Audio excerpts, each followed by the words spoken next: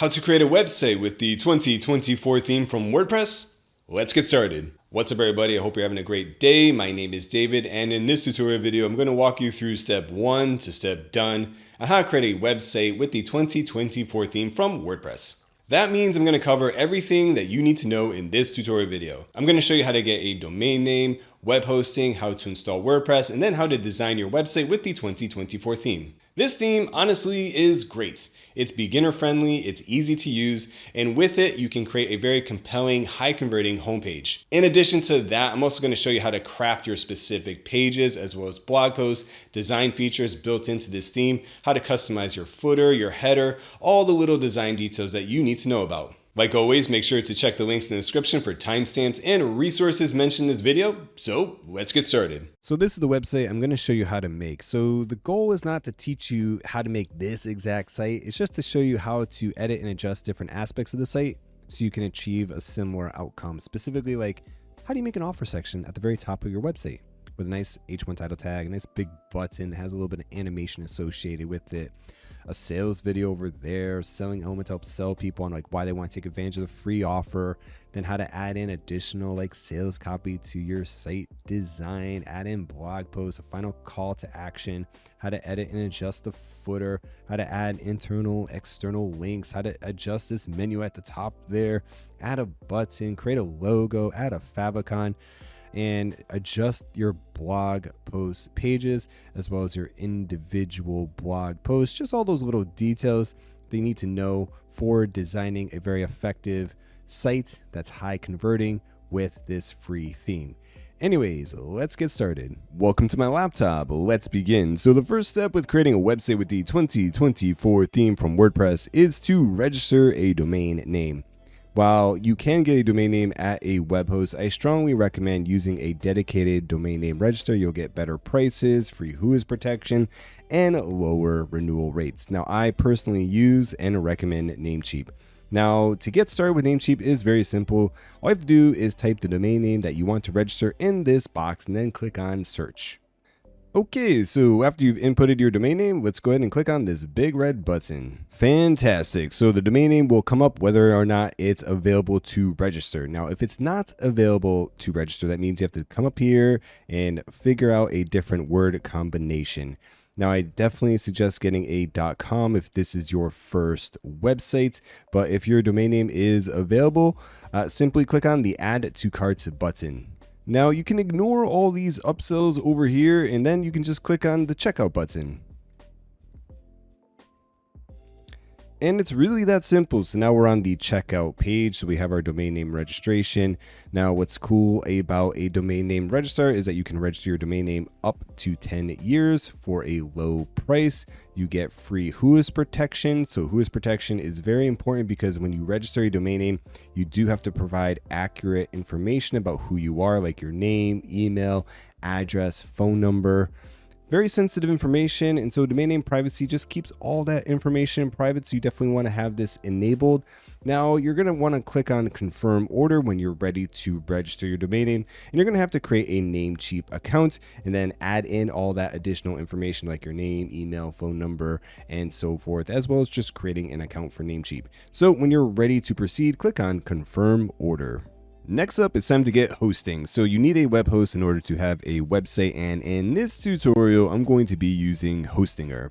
Now, I really like Hostinger because they are very cost effective and beginner friendly, and they're ideal if you're just starting out and you need a basic quality web hosting plan. On top of that, they're also recommended by WordPress right here. So they're a quality web host with a great price. Now, you can click over here to claim the deal, but let's click over here for hosting. We want web hosting, okay? And so this is the web hosting page right here. Let's just scroll down a little bit. You have a couple different plans: premium, business, cloud, startup. I like the business plan personally. What's the main difference between these two? Well, you get 100,000 monthly visits over here, and you get a free CDN. So CDN helps speed up your website, so that's quite useful. But the premium plan is fine. If you go with the premium plan, you want to upgrade to the business plan, you can do that. But the price difference is so small, I would probably just go with the business plan. So just click on this, choose plan. And finally, all you have to do is complete your order. So I'm not going to insult your intelligence and show you how to pay for something online. Just a few key things you want to pay attention to since you're on this page. Now you do get a 30-day money back guarantee. And right down here with business web hosting, you have the period of time. So you got 48 months. You can change this to 12, 24, 48, or 1 month. I personally go year over year. After a year, you can make a decision if this is for you or not. You do get a free domain name if you buy web hosting for a year or longer.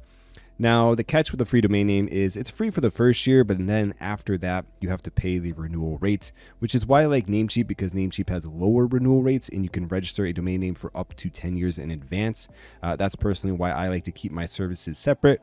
Anyways, right down here, you can create your account, you can select your payment option, and then navigate down here with a coupon code, and we can use Web Pro, click on apply, and that will save money as well. And then when you're ready to purchase, click over here to submit secure payment and you are good to go.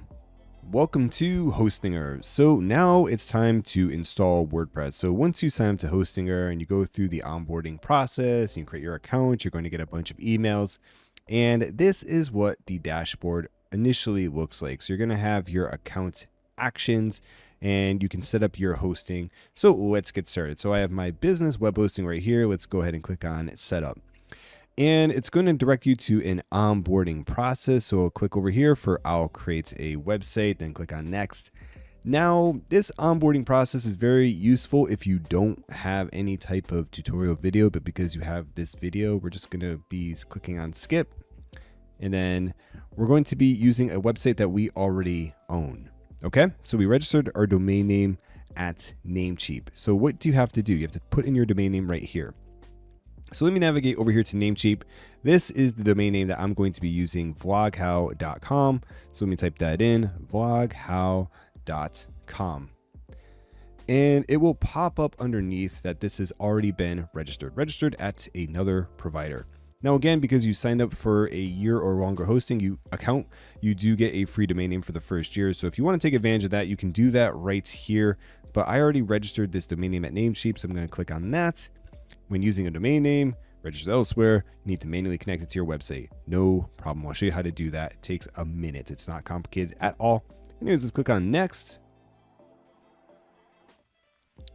And now we can select where we want our data center to be. So you want to pick the data center that's closest to where your traffic is. So I'm going to click over here for Massachusetts and let's click on next. And it's initializing setup. Fantastic. So this is our dashboard for Hostinger. So first off, right up top here, it says domain status, not pointing to our name servers. Let's click on how to fix this. Let's click on let's get started or whatever. And right here are the Hostinger name servers. So we need to take these name servers and input them into Namecheap. So anyways, log into your Namecheap accounts, go to the domain name that you want to manage. So here's the vloghow.com domain name, click on manage, and then it'll take you to this page right here. Now you need to navigate right down here, Namecheap, basic DNS, click the little drop down, click on custom DNS. Now we have name server 1 and name server 2. Where do we get that information? Right here. Simple as that. Copy and paste this in. Boom. And take this one and put that in right there. NS1, NS2. Make sure to click on this little green check mark right there. And fantastic. So it says DNS servers may take up to 48 hours to take effect. So let's call it propagation. I've never seen it take that long. It takes like maybe 10 minutes, maybe a day to propagate with every single name server worldwide, but like within a few minutes, it'll be linked correctly. So anyways, let me X away from that. And it's as simple as that. That's all you have to do. Now just wait. It's not a big deal. You can continue installing your website. Let's go ahead and install WordPress. So we just set up our name servers to connect our domain name at Namecheap to our hosting account here at Hostinger. And now we can just install WordPress. So it's only been a few minutes and that little banner is already gone. So simple as that. All right, so let's click over here on the auto installer button right there. and it's going to pop up with a few different options. We have Joomla, WooCommerce, WordPress. We want WordPress right here. So go ahead and click on select and then just install WordPress on the domain name. So the website title. So I'll just call this vlog how, and I'll change this over here. And we'll call this, actually I'll call that vlog 1, 2, 3, and then create a password. And there you go. Now click on, once you're all set, everything's good, click on next. You can also open up advanced if you want over here for the installation path. So if you want to if you want to install this on the subdirectory, most people that's not required. So a subdirectory would be like, I want to install this only on /blog, and then maybe use Joomla for the .com, the root domain name. That's why this is under advanced. Most people don't want to do that. You want to install WordPress on the entire domain name. So keep it simple like this. Enter a username, password, email, and the website title. Then click on next. And over here, we have the application version, language, disk space, all this good stuff. Just keep everything as is and click on install. Done. It is as simple as that. It takes like a minute. So WordPress has been installed, and to access your website, you can click over here for the admin panel. It'll open up into a new tab. And there we go. It is as simple as that. Hostinger makes this incredibly easy to install WordPress. So we're good to go. That's literally it. So you can access your site in a few different ways. You can either log into your Hostinger account, navigate to your dashboard, then click on the admin panel. I personally would recommend just logging directly to your website. So let me show you how to do that. Also, since you're over here, just make sure everything's good. Like the SSL certificate's active and working. If it's not, click the button to reinstall it. Make sure everything's good. If you have any issues, you can always click over here for the chatbot support for Hostinger and get in touch with support. Anyway, so this is your website. So let me go ahead and log out. I know we just logged in. Let me log out. All right. So how do you access this dashboard section right here? It's very simple. So you go to your domain name. So mine's bloghow.com. Then it's wp-admin. Open that up, and that's this right here. How do you log in? Enter in your username or email that you just created and the password that you just created. So let me go ahead and do that. Okay, and let me go ahead and click on login.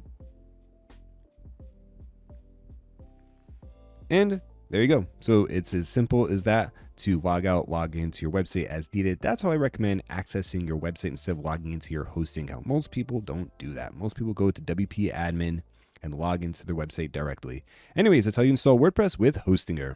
Welcome to WordPress. So we have a couple things to do to clean up WordPress on the back end before we begin designing our websites. So let's get started. Let me click dismiss over here. So the first thing we want to do is delete a few different plugins that come installed with our Hostinger account. Now this is totally optional, up to you, but I like to keep everything very clean. So we have Hostinger AI, tools, onboarding. So I'm just going to go ahead and deactivate all of these. Let me click on apply over here. There we go. And then you can click on delete if you want to remove it. I'm also going to deactivate Lightspeed Cache because a caching plugin is essential as you're designing your website and helps speed it up because it delivers a cached version to the end visitor. But because we're designing the site and making a lot of changes, we don't want our site cached as we're designing it. So you just want to deactivate this. And then when your site is completely done, you're ready to go, then you want to reactivate it. So let me just click over here to deactivate that. Now let's go ahead and add in a new plugin over here. And I'm going to type in Rank Math. Rank Math is my personal favorite SEO plugin. Just gives you control over the SEO titles, meta description, 301 redirects, just a bunch of helpful little things. So let me go ahead and click on install right here. And then we'll click on activate. And it's going to direct us to an onboarding process over here. If you want to go through this, you can, but I'm going to click over here to skip now so I can navigate back to the dashboard. And let's just click down there to return to the dashboard. And there you go. So if you want to navigate back to that page, you're like, oh, David, how do I get back? Setup Wizard. Okay. So all you have to do is click over here for Setup Wizard, and that directs you back to that onboarding process. All right. So anyways, the next thing we want to check out over here is users. So over here is your username and email that you have tied to everything. And over here is the role. So you should have an administrator role. You'll notice that I have a little picture of myself next to this right here. How does that work? It's from a service called Gravatar. So you can just sign up to Gravatar. It's free to use. Then you attach an email and a picture together. So a picture always comes up with the associated email. So that's how this is being populated right over there. And once you're in your user account, this is where you can change passwords and add in a nice description. So additional profile URLs, biographical information. So this is that little section when you see on like a blog where you see like David likes long walks on the beach. That type of thing. You put that in right here. Then you can generate a new password right down there as well. And then we have rank math installed. So now we can change how the snippet looks for the author. So the author is the author title right there. So that's why I like rank math. But anyways, that's what you do with the settings over here. So let me back out of this and let's go ahead and add in a new user just to show you the different roles that you can create. So over here, you have different roles. You have subscriber, contributor, author, editor, administrator. This is useful when you bring on writers and additional people just to publish content on your website. You don't want to give people administrator access. Usually you want to add in an author or an editor because those have different access to the site. So like an editor can edit all author pieces of content. Author can only edit their own piece of content. So you can look up this on your own, but that's why you'd want to have different roles. If your site ever grows, you want to bring on additional people, that type of thing. All right, so anyways, let's click over here for settings. Yeah, I want to leave this page, not now. All right, so right here is the site title and the tagline. This is not really that important, so you can just leave it as is. The site icon is the favicon. So you can click on choose a site icon, and that's this little favicon right there. And then over here, you have your WordPress URL, site address, and you're good to go. So that's really it over here. Now let's click on reading. And over here in reading, you have your blog post shows most posts at a time. Syndication feed shows this. So you just want to keep everything as needed over here. And writing, just basic stuff over there. Nothing really to mention. Let me click over here. Now this is fine over here. You have discussion settings if you're going to enable comments on your site. Now the really important one right here is permalinks that you want to pay attention to. Now by default, WordPress now has post name as the default URL structure, and that's acceptable. So it's going to be website.com/post title, which I personally quite like. Another structure that I like would be to add in the category if you want. So I won't have category first. We'll take that and put that right there. So you can have category. There you go. Category, post name if you want. But I personally use post name myself. But if you have a really big website and you're going to have like specific categories and subcategories, then this URL structure is quite useful. But for 99% of people, post name is all you need. So just keep everything as is over here. But if you ever want to change the URL structure, this is where you do it. But I definitely suggest pick a URL structure and stick with it. Don't change it later on. All right. So anyways, that's really just the basic overview of things you need to know with WordPress. And now we want to navigate over here to appearance and themes. Now you want the 2024 theme activated. So you have the 2023, 2022 theme over here. So you just want to make sure that this theme is the one that is active. And you can also go ahead and delete these themes as well if you want. So I can click over here and click on delete. We'll click OK. And then click over here, click on delete, then click OK. And then we just have the 2024 theme. Now we are ready to design our website.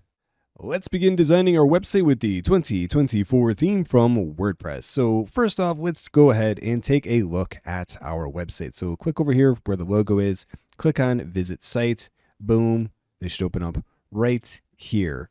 Now, by default, this is a pretty good homepage. I really like it, but we are going to be designing a homepage from scratch, so don't worry. But let me just show you how this works. So once this is open up, you can click over here to edit the site, then begin designing the homepage and any design elements that you see in front of you. If you just want to open up the editor directly, then you navigate over here to Appearance, then you click on Editor. There we go. Let's wait for that to load. And yeah, okay, so now the site is loading. So over here, we have a couple different options. So you have your navigation. Your navigation is this element right there. So it says page list cannot retrieve pages. That's because there's no pages yet. So don't worry.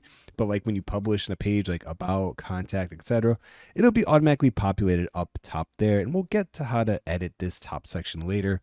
You have your styles right there. So by default, this comes with a bunch of different palettes that you can just click on and select, and it changes the colors. And of course, you can just customize everything yourself, whatever colors that you want and whatever font choice that you want as well.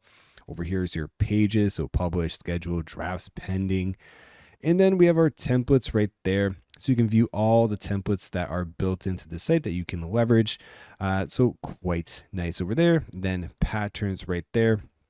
And patterns are just simply block sections that you can just add in to the site at the click of a button. So you see that's all locked. That's because you can't adjust it, but you can add in these sections or patterns, whatever you want to call it, within the specific page that you're editing. So you don't really want to edit it from here.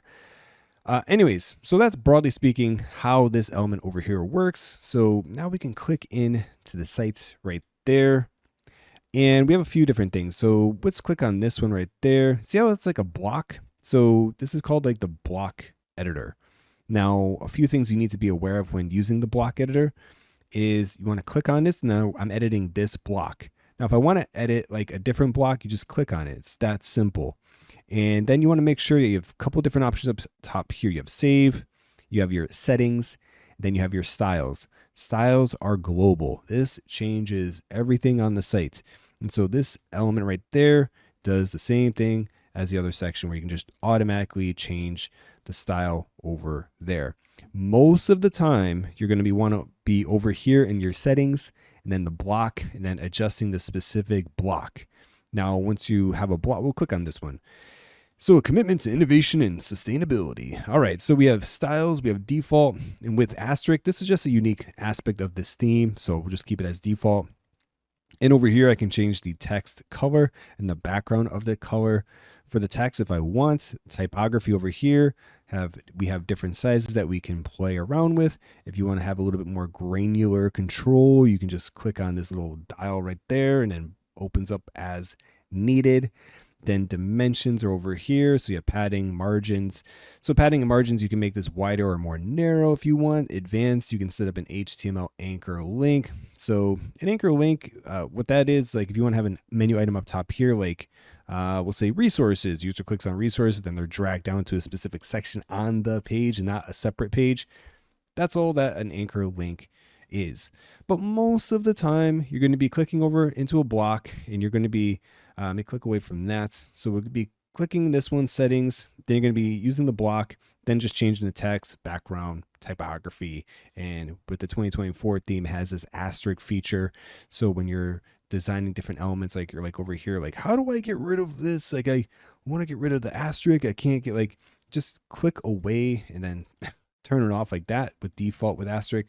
That's how it works. But again, like I said, we're going to be designing a custom homepage, but I'm just giving you a kind of a broad overview about how this design process works. And so there you go. So click on the W and then to navigate back to the editor dashboard. And it's really that simple. So let's begin designing our homepage. Let's go ahead and create a dedicated homepage for our website. So to get started is really easy. All you have to do is navigate over to Pages. And then once this opens up, click on Add New. Now we're going to create a page and then set it as the homepage. So it doesn't really matter what you title this. I don't know why that's popping up. Anyways, just add in a title. So I'll just call this Home Page. Keep it simple. Let's go ahead and click on Publish. Click on Publish. And simple as that. Now let's click on the W and navigate back to our WordPress dashboard. And we want to navigate down here to settings. Then we want to navigate over to reading. Your home page displays your latest post or a static page. We want to click on a static page. And for the home page, we want to select home page or whatever you happen to title the page. Doesn't matter. So anyways, let me click on Save Changes. And there we go. So let's take a look at the site. So I'm going to click on the logo, open this in a new tab, and boom. Looks all right. Looks exactly what I expected. Homepage. So now we can use this as a blank template, but there are just one additional little step that we do need to do. So let's navigate over to our pages and let's open this page up. Okay, so what we need to do is, why is that popping up again? Anyways, we need to adjust the settings on the back end over here. So we need to open up page, and then we need to change the templates over here from pages. And then we want to swap template. Now you're like, well, why? Why do I want to do that? All right, so open up the site again and take a quick look. So right now, what do you see? You see an H1 title tag front and center that says homepage. I don't want this H1 title tag. I don't want this title sitting at the very top of the page, and I can't get rid of it. It's like, how do I get rid of this and add in something else that's a little bit more compelling and better designed? So with this theme, it's very simple. All you have to do is click on templates over here for page. Then you want to click on swap template. Now you have a couple of different templates. You have page with sidebar, page with image, or page no title. We want page with no title. Then click on save. So it should say page no title right there. Let me just click on save. There we go. And there we go. All right, so let's go ahead and reload this. And there we go. So now we have a nice blank template to begin editing our website. Adding in a call to action for our website. Now let's take a look at the homepage. We have a blank template set up. And the way I'm going to design this homepage is sort of like a sales page for a free offer. So you've seen on other websites where it's like download my ebook, get my checklist, watch my masterclass, whatever. We're going to be designing a homepage that's like that, in addition to blog posts and pages and the header and the footer. All that stuff I'll show you later in the tutorial video. But right now, we need to be adding in a call to action at the very top right here.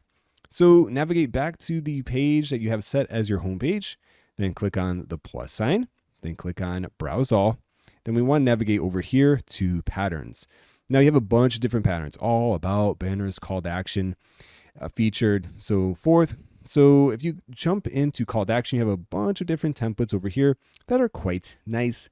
And I'm going to actually be using this one. This is just a good example to show you how to edit things.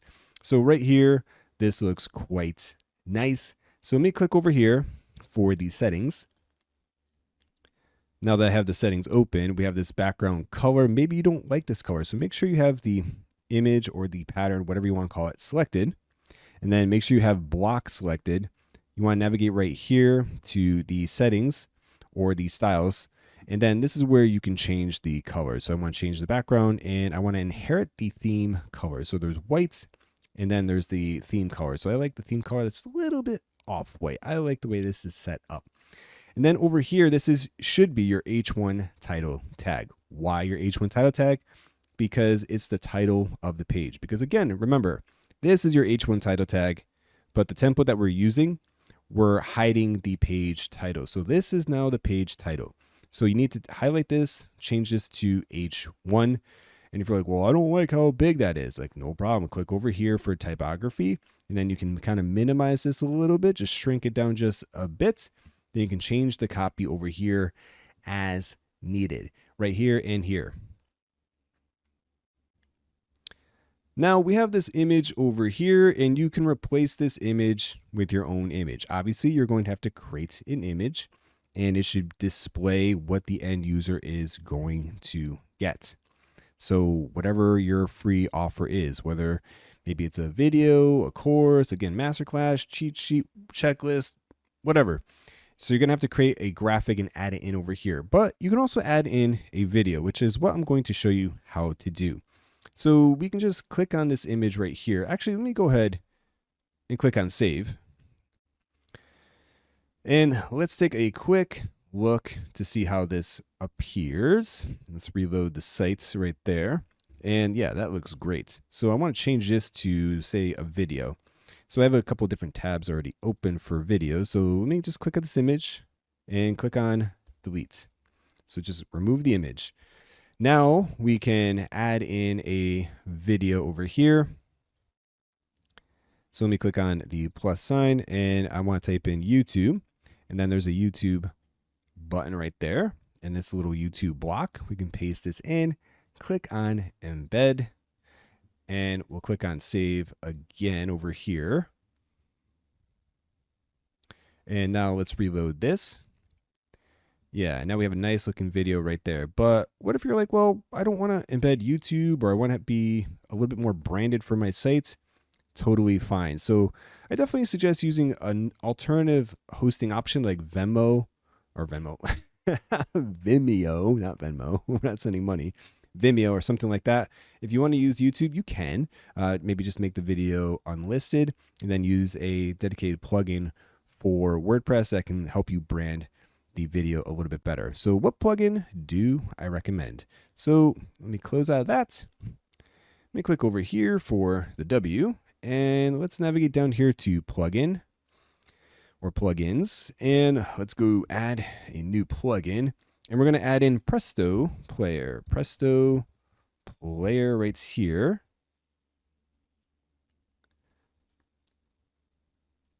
Okay, so the Ultimate Video Player by Presto Player. Okay, so maybe it's called the Ultimate Video Player now.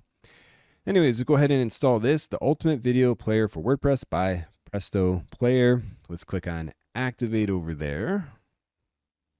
And good. So now we have Rank Math SEO and Presto Player as active plugins on the site. So now we need to navigate back to our pages. And let's go into the home page, the page that we're editing over here. And now we can again delete that and click on the plus sign. And then we want to type in Presto Player. So Presto Player right there. Click on that.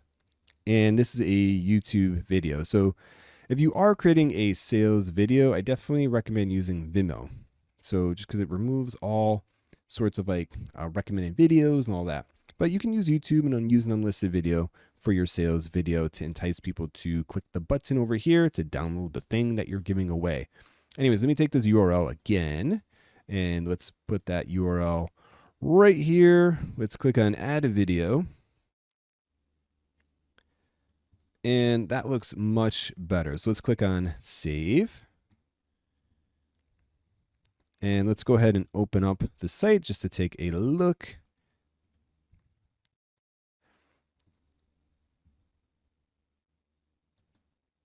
And yeah, there we go. Okay, so everything loaded correctly. And the reason I like Presto Player is because you have a lot more control over the look, feel, branding of the video that's being displayed on your site. So if I click over here, now we have the block selected, and then I have a bunch of different options for the way this video player is displayed. So video settings, muted, autoplay, play time over there. And then we have default. I can change this to course, minimal, simple, YouTube, optimized. Just a bunch of helpful presets over there. Global player branding. So you can change the color over here to match the design of your site and your chosen colors for your website. So anyways, that's why I like Presto Player, because you have a little bit more flexibility and control over how this is displayed on your site. So the next thing you need to do is, again, for your site, make sure to create some type of sales video if you're going to be offering some type of free course or whatever, and then have a nice video, upload it to Vimeo or YouTube, make it unlisted, then use Presto Player, then change the copy over here to match the free offer. So I updated the copy for our call to action. So a few different things I did. So I bolded the text up top here. I added in little checkmark emojis for bullet points so it stands out a little bit more. And I updated the button so it's a little bit more attention grabbing and changed the color so it matched the video player over here. Now, let me jump in here and just show you what I did. So how to highlight the text and bold it, just highlight the text and click on the B button. That bolds the text right there. And then text paragraph right there, very simple. Then I just added in bullet points right here. So literally this is just a line of text, line of text, line of text. Now, how did I get this little check mark emoji? I just literally Googled green check mark emoji and it directed me to Emojipedia over here. You click on copy, then you click on paste, paste, paste. Done. Simple as that. And then right over here, we have the buttons. So I did a few different things over here. So the first thing I did is under the settings for the block, I have it be 100%. So what that does, it makes the button 100% wide to fill in the entire, like this vertical section over here. So it just looks appropriate. Then the other thing I did was click on styles, and then I went to background and made the background color of the button match the video player over here. And then I just made the typography L, large. So again, so it's more attention grabbing. Okay, so this button right here, not gonna lie, it kind of sucks because it lacks animation. With buttons on your website, you do want it to have some type of animation to indicate to the end user that they can click and interact with this button. So if this was able to highlight, darken, lift, whatever, just do something, that would be great. But unfortunately, this is the default button with WordPress, and there are no options to have any features like that. So we're going to have to install a different plugin and create a different button. Now, again, if you're happy with this button, you're like, I don't care, this is fine for me. Fine, great, keep it. But for me, I want something that's a little bit more attention grabbing and dynamic. So anyways, let me click over here. Let's click on the W. And we're going to navigate over here to plugins, and I'm going to add in a plugin called Stackable. So click on add new plugin, and then click over here and type in Stackable. Stackable. All right, let's search for that. All right, so here's Stackable, Page Builder, Gutenberg blocks. All this does, it adds in additional blocks for you to use for designing your website. So click on Install. And click on Activate. There we go. And we'll click on Skip over here. All right, so that's installed. So let's navigate back to our pages and go back to the home page that we're editing. And it's time to add in a new button. So let's navigate down here. Let me hit a little bit of space, click on the plus sign, and we navigate here and click on Browse All. So now that you have Stackable installed, and there's a wide range of WordPress plugins that add in additional blocks. I just like Stackable. So this purplish hot pink color, this is Stackable. So what we want is we want to add in the button. So right here for button, that's a Stackable button. Now we can begin designing our new button. So let me go ahead and add in the text right here. So get the mini course over here.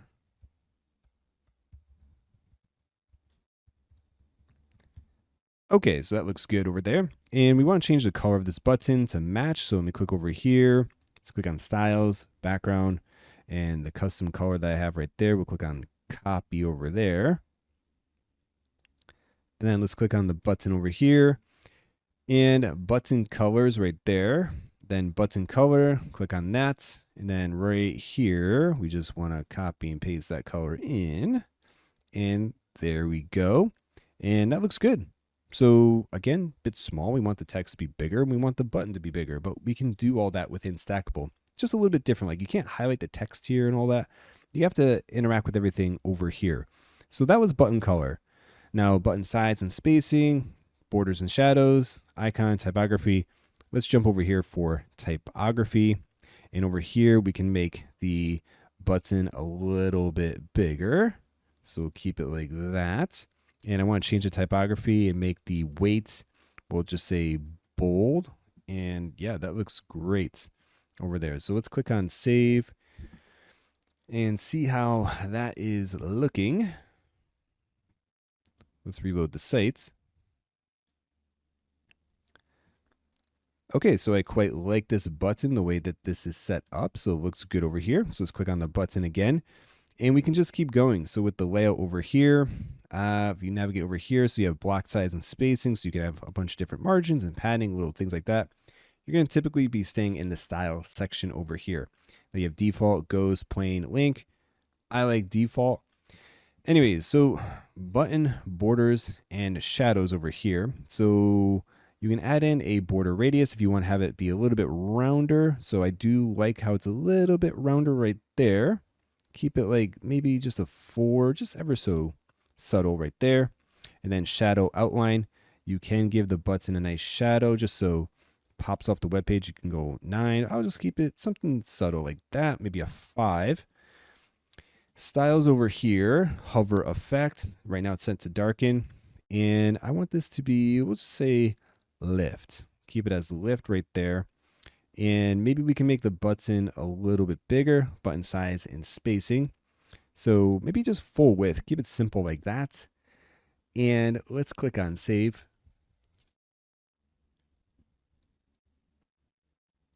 And let's reload the site. And yeah, that looks way better. So this button, much better, a little bit of animation associated with it. So again, to change the styles up top there, the hover effect, you can change the lift, darken, scale, lift, and scale. You can play around with this to see whatever you like personally. Has a nice little drop shadow now. It's just ever so subtle design. It's rounded. So I really like that. That's much better. So now we can go ahead and delete this button right there. Back out of that. Great. And we need to give this a little bit of breathing room. Like I don't like how this button's right underneath the text. So just hit enter. Yeah, I know, super complicated. So anyways, click on save.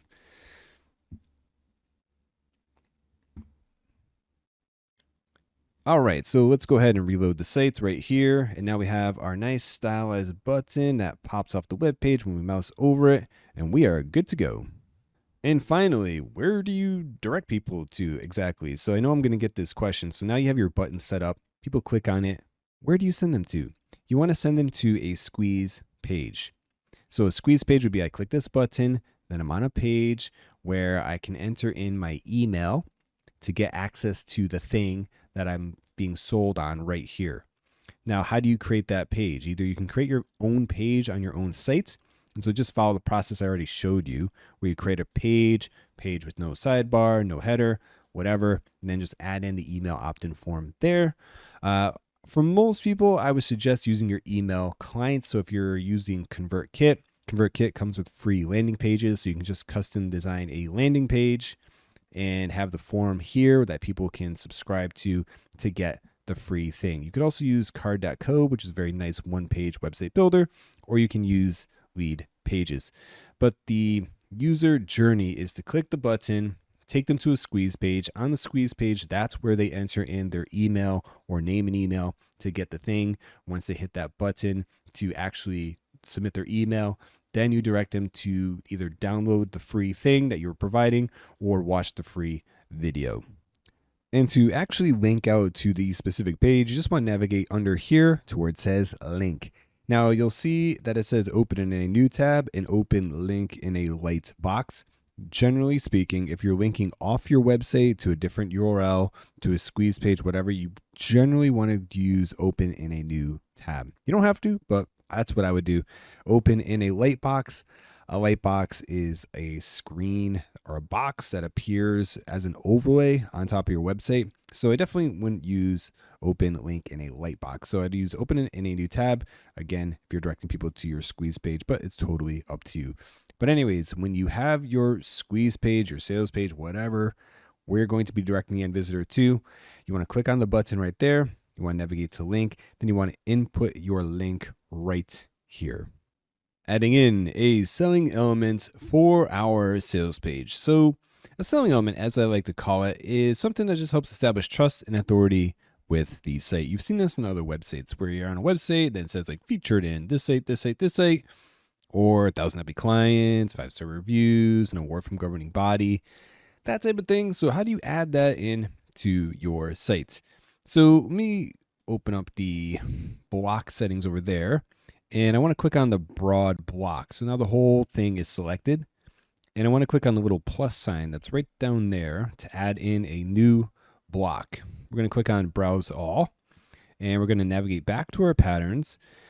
And then right down here, testimonials. I know, surprising, but the testimonial block I actually really like for this purpose right here.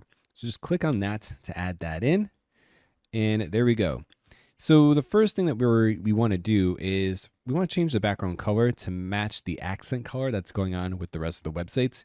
So let me click over here for that blue. There it is. We'll highlight that accent color.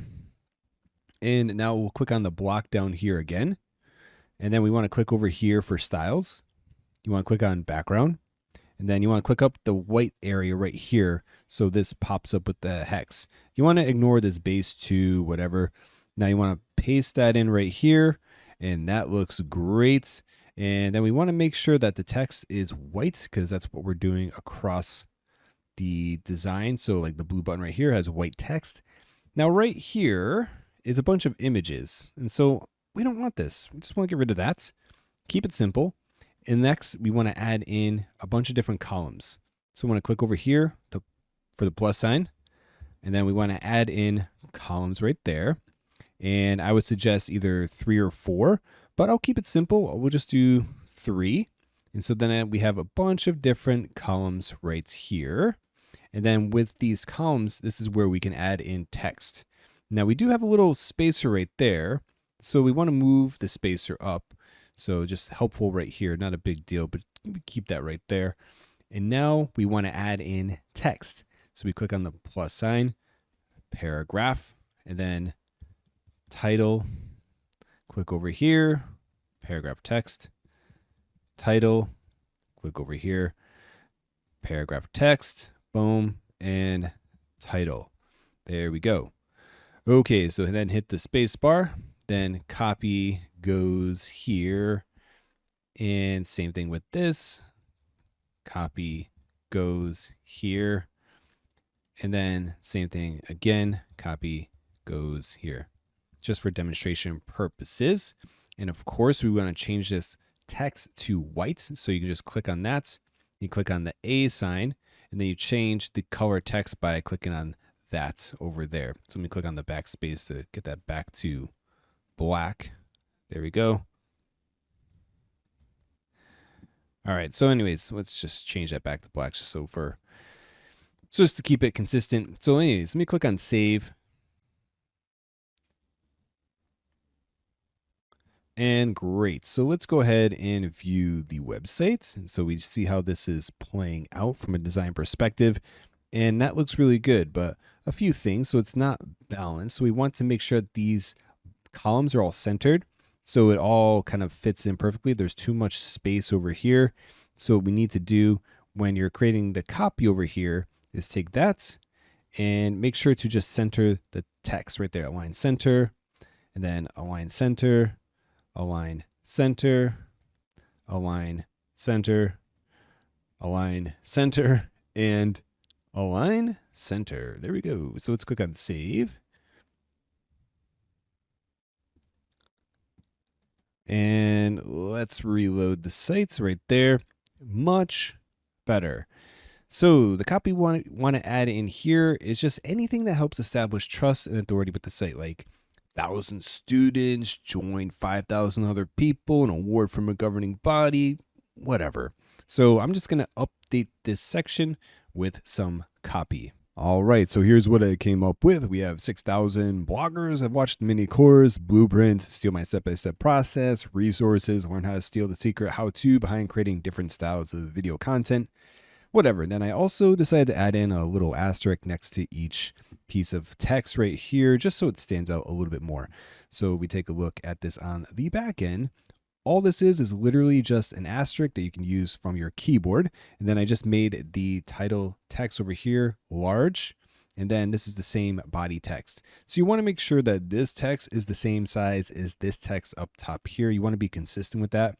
So your H1, H2, H3 title tags, which are these things, your H1 tag, H2 tag, H3 tag, or certain sizes. And then your body text is more consistent. So your body text should be consistent throughout the site design. Anyways, that's it for the selling elements. What exactly are people going to learn from your free lead magnet? That's the next section that we want to add in underneath this element right here. So basically, what are people going to learn? You got to remember that people are selfish. People want to know like what's in it for me when I'm on your website. So let's go ahead and navigate back to the page that we're editing. And let's click over here. And I want to click on the little plus sign. Then let's click on Browse All. Let's click on Patterns. And then let's click on About right there. Now, one pattern that I really like for this job is this one right there. Feature grid, 3 columns. Let's click on that. Now, it adds everything above this element, but not a big deal. Just make sure it's selected. Then you want to click on this little arrow right there, move down. Done. Simple as that. So now it has a nice space between this element right here and this element right there. And all you have to do is change the copy. I personally like the way this is laid out. If you don't want 6 items, you can just come down here and delete these 3. Very simple. Just highlight it and just delete it and just keep these 3 up top here. I personally am going to leave all 6. And all you need to do at this time is just update the copy and emphasize on the benefits that the end user is going to get from downloading your cheat sheet guide, watching your hidden video for your class, whatever, in this case, like a mini course. What are people going to learn from the course, from the thing that you're providing? Okay, so I updated the copy. So for the H2 title tag at the very top right here, I just bolded the text, and then I updated the little titles right here to make it something compelling that people would want to subscribe and get a free mini course to learn. And then this is just dummy text. So let's take a look on the back end about how this is working. So the little text paragraph that was underneath this, I just deleted it, and then I highlighted this and clicked on bold, and that's it. And then over here with each of these little blocks, let's open up our settings right there. And if you're like, well, how do I get rid of the asterisk? All you have to do is click on default and it removes the asterisk. But I personally like the asterisk. I think it's a nice little design element. It's very attention grabbing. Maybe remove the asterisk from this main one right there. Maybe that would look better. Let's click on save. I think that would probably look better. Let's reload this. And yeah, I like that actually more. So this is nice and attention grabbing about what the end user will learn. Next up is there's some sort of process that you teach within your free giveaway. Like step 1, do this. Step 2, do that. Step 3, do this. It's so fast, quick, easy. Anyone can do it. That type of section, you can add that to your sales copy so the end user kind of understands what the value that they're going to get by getting the free thing. So we're going to add that type of section right here underneath. And so we want to maybe break that design up just a little bit because we got this nice little 6 element grid layout that looks great right there. So maybe like image on the left, right, left, right, left, right, that type of layout. So you want to do that with like maybe 3 images max, 2 or 3 is all you want. So I'm going to have like a little step-by-step section that I'm going to add in. So anyways, here's the homepage that we've been editing, and let me navigate down here to the bottom and let's click on this and click on the plus button, browse all, patterns, and I'm going to go to the about pattern section, and we can use this pattern right here, text with alternating images. So I'm going to click on that, and now we have this nice little section here with an image over here on the right, left, and a few things. So first off, this whole thing has been added above this element right there. So we can fix that by clicking the whole thing right here. So the whole thing is selected. Now just click on the down arrow, just move it down. There we go. So we have this right here, followed by this element right here. Now, if you're like, well, I want to have 3 images. How do I do that? Well, because this image is on the right, this is an image on the left, the next image right here should be on the right. And I would do 3 images max. You don't want to have this be redundant and repetitive. So to do that is just very simple. We want to click on this element right here, click on the little options button, and then we want to click on duplicate. And there we go.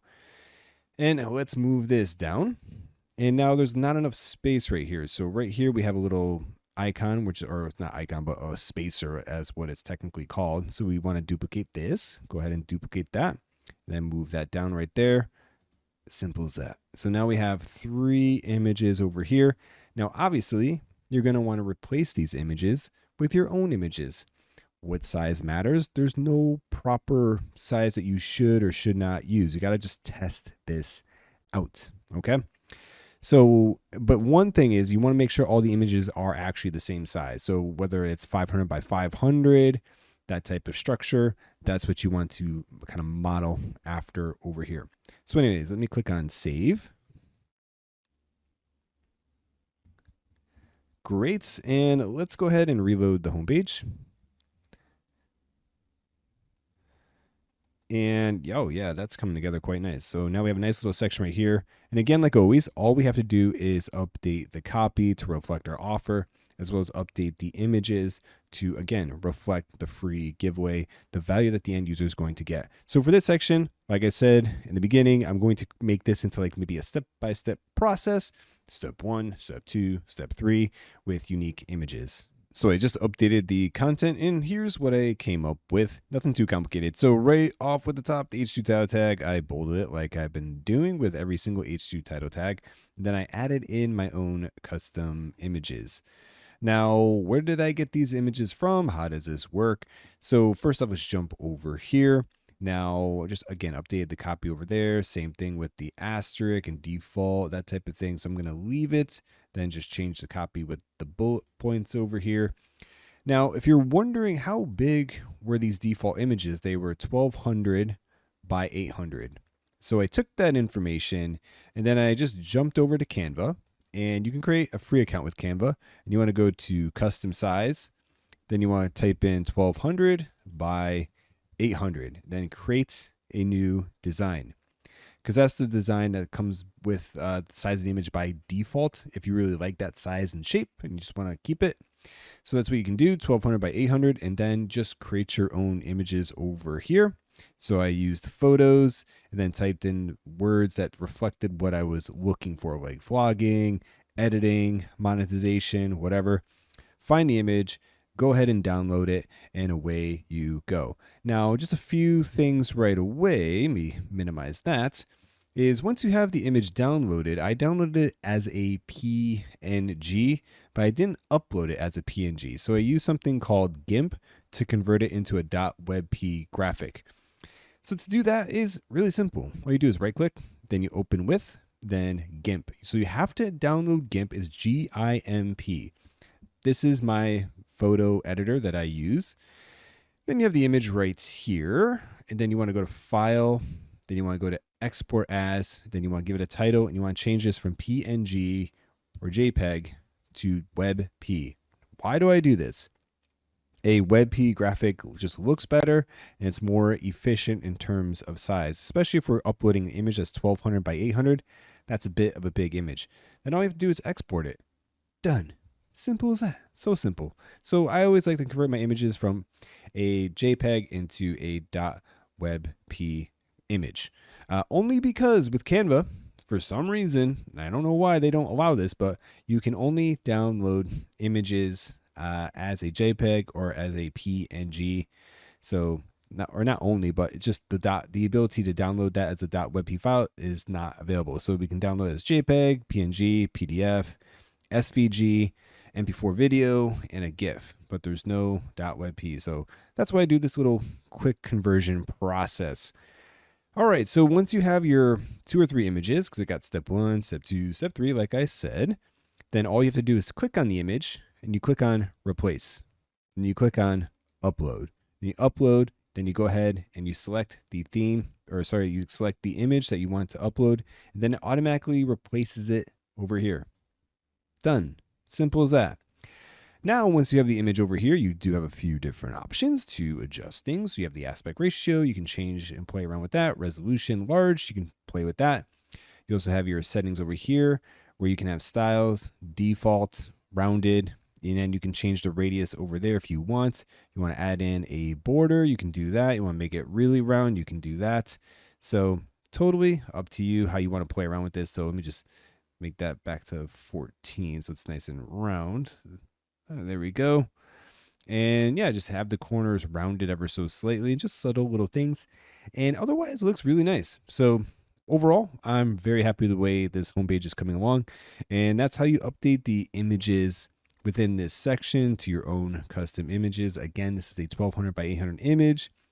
You can get it from a wide range of websites. I like to use Canva personally for all my images, and then convert this into a .webp file, upload it to your website, and change the copy as needed. So the homepage design is coming along quite nicely. Now the next thing that we need to do is we need to interrupt the end user who's visiting the website with another call to action right here. We just want to add in a button, nice big button right there.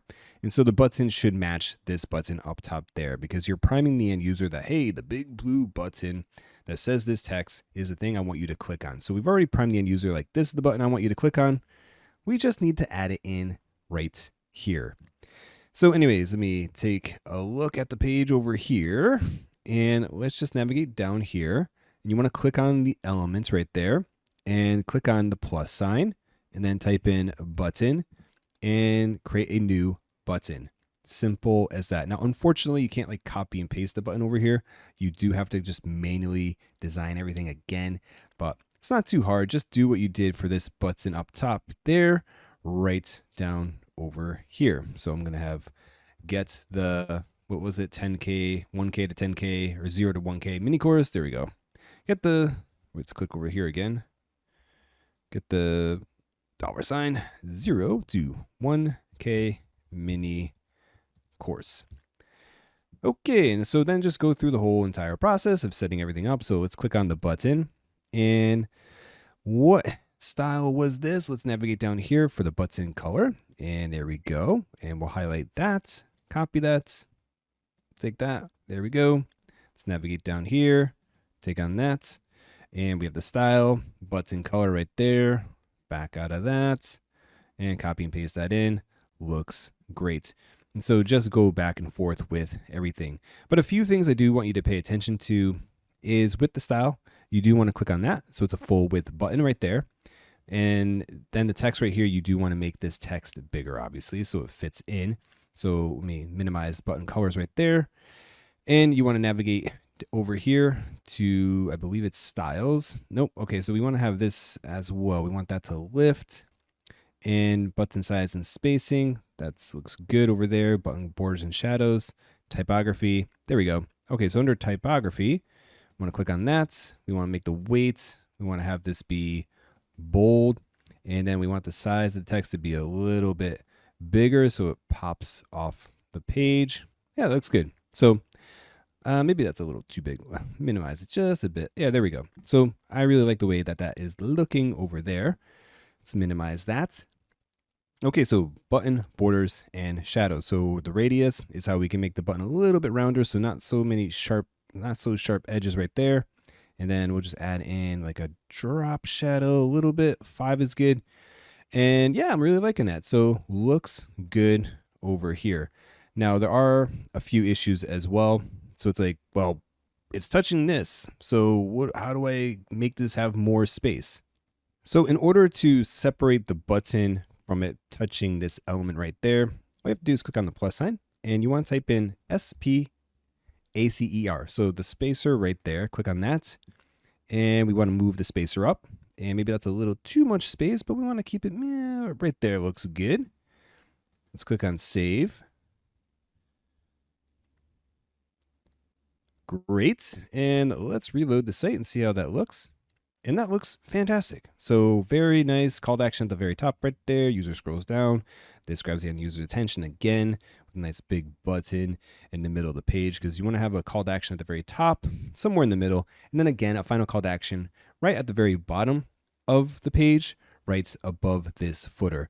So anyways, that's it. That's how you add a button to the middle of the website. Next up, we can add in an FAQ and a testimonial section for our homepage. So the goal of an FAQ is really to answer objections that people would have from taking advantage of whatever it is you're offering, whether or not that's a free course, free download for your free thing, or if it's a paid product. And obviously testimonials are useful if they're verifiable, because again, that's just a form of social proof. So how do we do that? So let's jump over here back into the site. So I got the page open right here. Let me just minimize that. So let me scroll down here, and if we click on this element right there, you can see the plus sign. You don't want to click on that one because you click on this plus sign, it adds everything to this section right here, which we don't want to do. We want to click down here, and now we have, we're adding in another section underneath this section. If that makes any sense. Anyways, go ahead and click on the plus sign. Let's click on Browse All. We'll click on Patterns.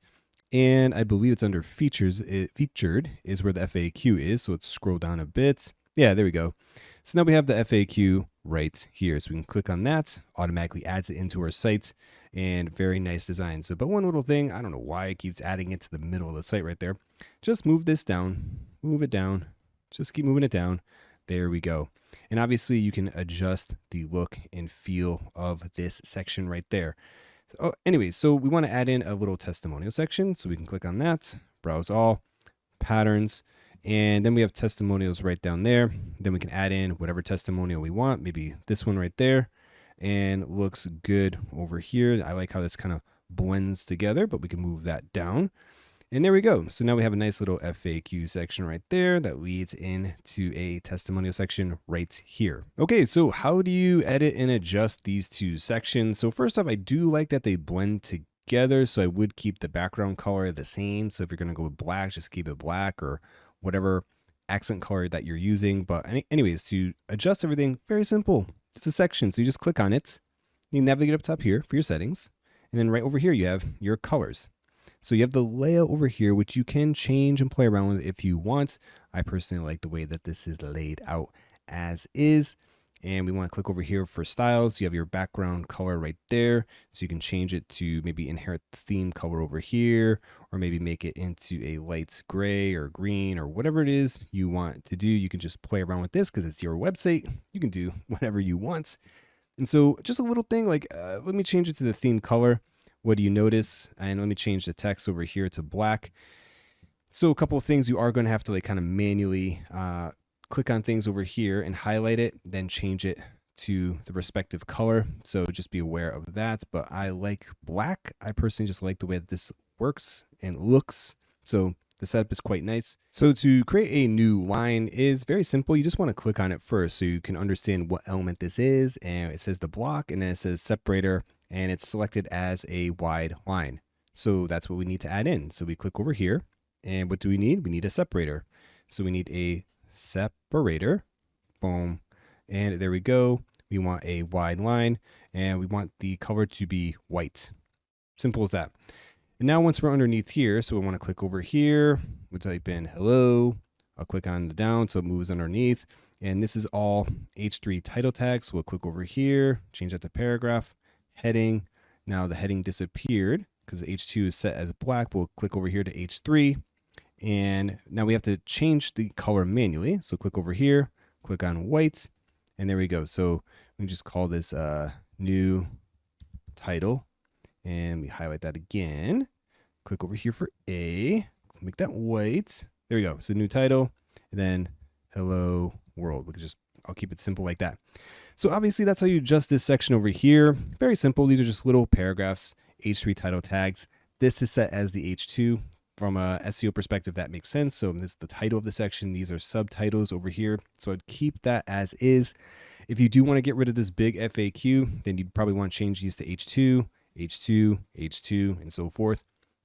And I would keep the FAQ short and sweet. Like this is perfect. Like 1, 2, 3, 4, maybe 5 max. That's as far as I would go. 4, I would probably keep it to 4, like by default. So let me just back out of this. There we go. And, just adjust the copy. And again, answer objections that people would have from getting the course or downloading the thing or buying your product or whatever. Next is the testimonial section. So again, same thing as before. You just click on the entire block over there to change the color and text and font size and all that good stuff over there. And with this template right here, it does come with the option to add in a little image. Now, this is very wonky. I don't know what the right word is.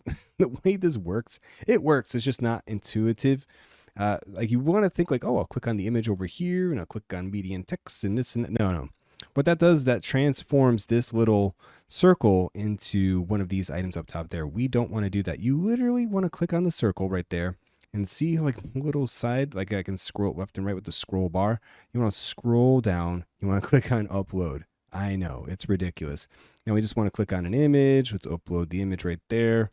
And then it formats everything correctly. And that's how you can add in an image with that, if you're wondering how that works. So you got to click the little circle and kind of scroll down and look for where it says upload and upload the image that way. But overall, I think this looks quite nice right out of the proverbial box. Adding in blog posts to our homepage. Now, for this type of design, I'm not a big fan of blog posts on the homepage simply because it's a distraction from the primary call to action, which is to click this button right there. But I know a lot of you are going to be like, how do I add a blog post to my homepage? So let me just show you how to do that. Now, the thing that you first need to do is you need to click away from this element and navigate down here to this white section, then click the plus sign. The only reason is because all of this content is all kind of grouped together.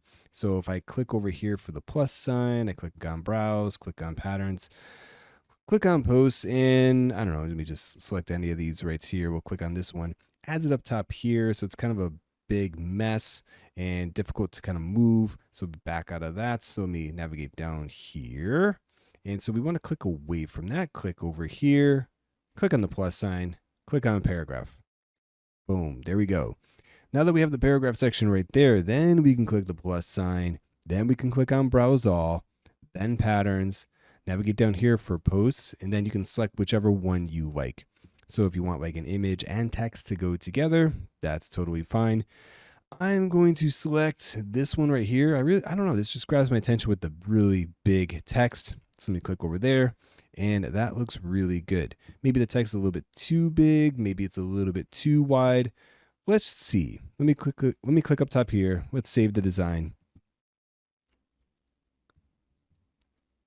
And then let me go to the home page and see how this looks. So let's scroll down here. And yeah, that's attention grabbing. I kind of like that, but all right, how do we adjust it? Maybe make it a little bit smaller. So you just click on the elements over here, and this adjusts all the elements. Then click over here for your settings. Then click on the styles right there. Then custom size, we can maybe make it a little bit smaller if we want, maybe 4.6. Then we have our padding over here. So maybe if it's a little bit too wide, we don't like that. Just increase it ever so slightly like that. We'll click on save. So there's a little bit more breathing room on the left and the right of the title. So let's go ahead and reload that. And looks good. So I kind of like the way that this is kind of broken up. So again, you could just play around with this on your own time, or maybe you just want to make it like a lot smaller like that. You could go ahead and do that, or maybe a pinch bigger like that. So anyways, totally up to you. You can play around with the different layouts for the blog posts. I'm going to probably keep it like this. I kind of like this design. But anyways, that's how you add blog posts to your homepage. And finally, we need to add in a final call to action for our website. So we have the call to action at the top here, get the mini course, all that good stuff. Then the user scrolls through the web page right here, another interruption to click the button. Now we need to add a final call to action at the very bottom right here to do the primary call to action, which is click that button, get the free thing, get on our email list. So how do we do that? So we just want to add in another call to action, which is there's plenty of pre-made sections that we can easily add in. And so you just want to add it in underneath this block. So you don't want to click here or here, like you want to just add it right underneath this one. So let's click on the plus sign and click on browse all, click on patterns, click on call to action. And there's a few different calls to action right here. Actually, there's two, sorry, not few, two. So anyways, you have this one right there, join 9,000 subscribers, and this one with the little icon of the email. I personally like this one right there because we have a lead magnet, so I would change the copy as appropriate, where this is a little bit better if you're creating a branded email newsletter, and the email newsletter is the offer. So anyways, I'm going to click on this one right there, and there we go. So now all we need to do is just change the copy over here. So you want the copy to reflect the call to action at the very top right here, like how to make profitable travel videos for bloggers. So you want to kind of reemphasize that over here, like join 900 other people and learn how to make profitable travel videos. Learn how to do XYZ 1, 2, 3 thing, blah, blah, blah. And then this button right there. This is okay. I mean, I would swap it out with this button. So again, you got to go through the whole process and update this and redesign the button right down here. So let me click on save over here. Okay, so anyways, let's take a look at the home page and see how this came out. So right down here, this looks quite nice. Maybe there's a little excess padding right there we can get rid of. So I don't really need this spacer right there, so we can delete that element. Now we have this section right here. So if I click on this, we can click over here and to check out the padding overall. So there is a bit of padding around this block, so we can reduce this and see how that looks. Let's click on save. So again, all I did was select the block, the item, the block, click over here for styles, and then just reduce padding. That's what this is called when you see like space between different elements on the page. Let me reload that. And oh yeah, that's looking way better. So here's the footer, call to actions right there. We click over here again and maybe minimize the padding completely. We don't need any padding whatsoever. Click on save for that. And let's reload this. Yep, I really like that. So that's looking fantastic at the very bottom. So again, of course you can design it. So just make sure everything else is good. Yet didn't adjust anything on the web page. I like it. Now, the only thing that you need to do from here on out is obviously just change the copy. So it should be join 3,000 other people and get access to the mini course. Learn how to do XYZ 1, 2, 3 thing, blah, blah, blah, blah, blah. Boom. Then the button right there should match this button. Nice big clickable button with good copy at the bottom right here. So anyways, let's jump over here, and then over here, we can just delete this all together. Delete, and then navigate over here, and then same thing as before. Click on button, create the button right there, default style. And then over here, you can just go through this whole process and just edit and adjust this button as needed. So get the 0 to 1K mini course. There we go. So that looks good. And then darken effect. Nope, I want that to lift. And then button colors, just change the button color right there. Size and spacing, I want this to be a full width big button right there. Borders and shadows, yeah, I want it to be a little bit rounded. And then maybe some drop shadow to it. So minimize that. And then typography right there. So click over here. I want the weight to be bold. I want the typography size to be a bit bigger and more attention grabbing. Maybe like that looks good. And then we just need that color again. So let me click up top here. Let's see what that is. And button color, take that. We'll highlight that. Boom. Copy. Scroll down here again. And click over here. All right, so button color. Back out of that. Paste that in. Boom. There we go. So we need a little bit of space. So I'm just going to click above it, hit enter just to space that out a little bit. And there we go. So let's click on save. All right, so now let's take a look at the page, see how it looks. Yeah, that's great. So again, you can change the background color and things like that if you want. So you can click over here for this entire element. You can change the background image to a specific color if you want. So it has two layers, it has the outer layer and has the inner layer. So you have to click over here to change that color to something else. So click over here so it matches. So if you want, again, if you just want to do this, I like it being white, looks good, but that's how you adjust it. So you can do something simple like that. But anyways, right, good copy over there. And you could also have like an emoji if you want. So emoji, hand down, open up that. All right, so let's open up this right here. Copy, we can put that in right there and paste that in, save. There we go. And reload this. And yeah, nice subtle little thing. So if you want to add that in. Anyways, that looks really good. Now we have the footer and the header to adjust. But anyways, the homepage looks good, all set. And you should have enough knowledge about how to customize and edit each of these sections. Adding in a logo for our website. So the homepage is done, roughly speaking. Now let's update this boring text logo right here. So how do you do that? Very simple. Navigate back to your WordPress dashboard. Navigate down here to where it says appearance. Then you want to click on the editor. Now allow a few seconds for the editor to load up. And then you want to click into the design. There we go. So let's click on it. And now we want to select the header section. So click on the header section. Then you want to click on edits right there. And then you have this box right over here. This is where you can upload a logo. So you click on that to upload a logo. And so I made a logo right here.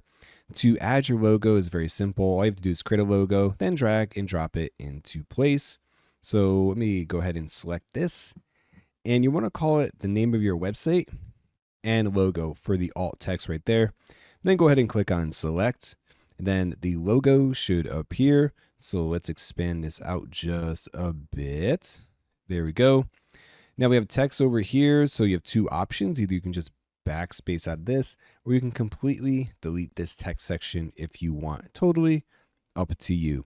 And it's really that simple. Now, the more complicated part is like, well, how do you make a logo? So let me open up Canva.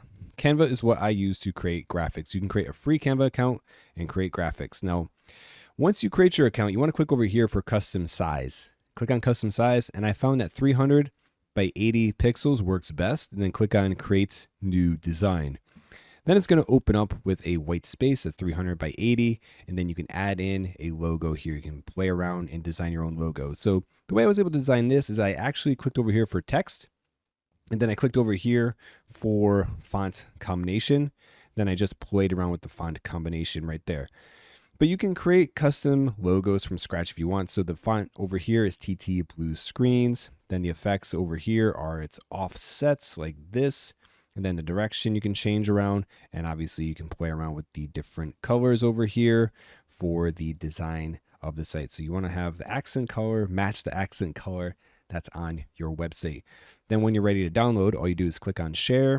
Then you click over here to download the logo and then just upload it to your website over here. It's really that simple. Editing the menu section for our website. So right here, I added in a few additional pages. So about, blog, contact, resources, and of course we have the home page from the very beginning of the tutorial. Now, the way this menu is working with this theme is that any page that you create, it automatically populates the menu up top here. So all I did was go to pages. And then I clicked on add a new page, and I just created an about page, a blog page, contact page, etc. and clicked on publish. And then it just automatically adds it to the menu up top here, which is nice and also could be a bit annoying because you don't want to add every single page to your menu. Sometimes you just want to create a page for whatever reason. But it's not a big deal because you can delete any type of page, like a home page I'm going to delete. And I'll show you how this all works. So once you add in a few pages, I do suggest like an about page, contact page, things like that. Go ahead and add that in. And let's go ahead and delete homepage, and I'll show you how to add in additional pages to your menu that you want to add, as well as a button. All right, so anyways, let's navigate over here to our WordPress dashboard, and let's navigate down here to appearance. And we have to navigate back to the header section, which is where we were at when we added in the logo. So we're going back to the same spot. So let's click into the design. Let's click on the header. Let's click on edit. And there we go. Okay, so we want to play around with the menu. So click on the menu. Simple as that. And then click on homepage over here. So once we have the menu selected, you want to click on edit.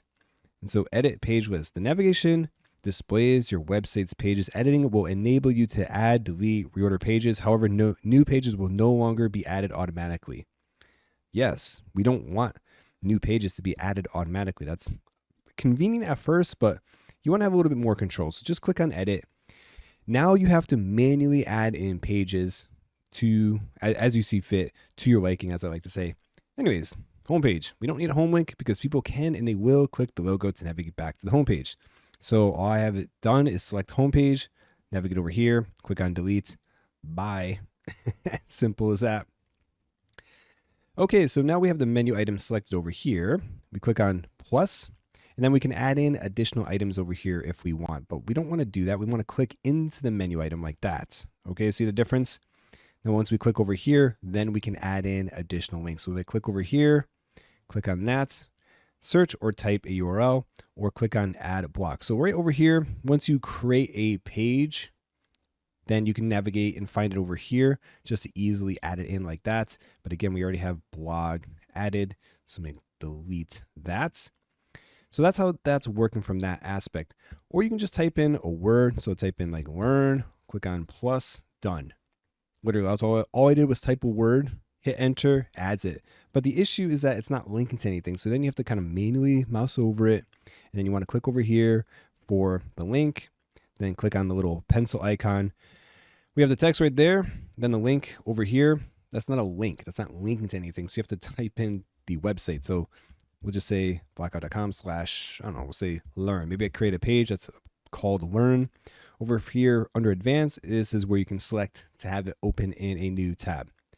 Okay, so I hope you understand. I hope that makes sense. I hope it's not too complicated. So let me go ahead and delete that. So let me go ahead and click on this little plus sign over here, add in a block right there. Then you can add in a button up top here if you want.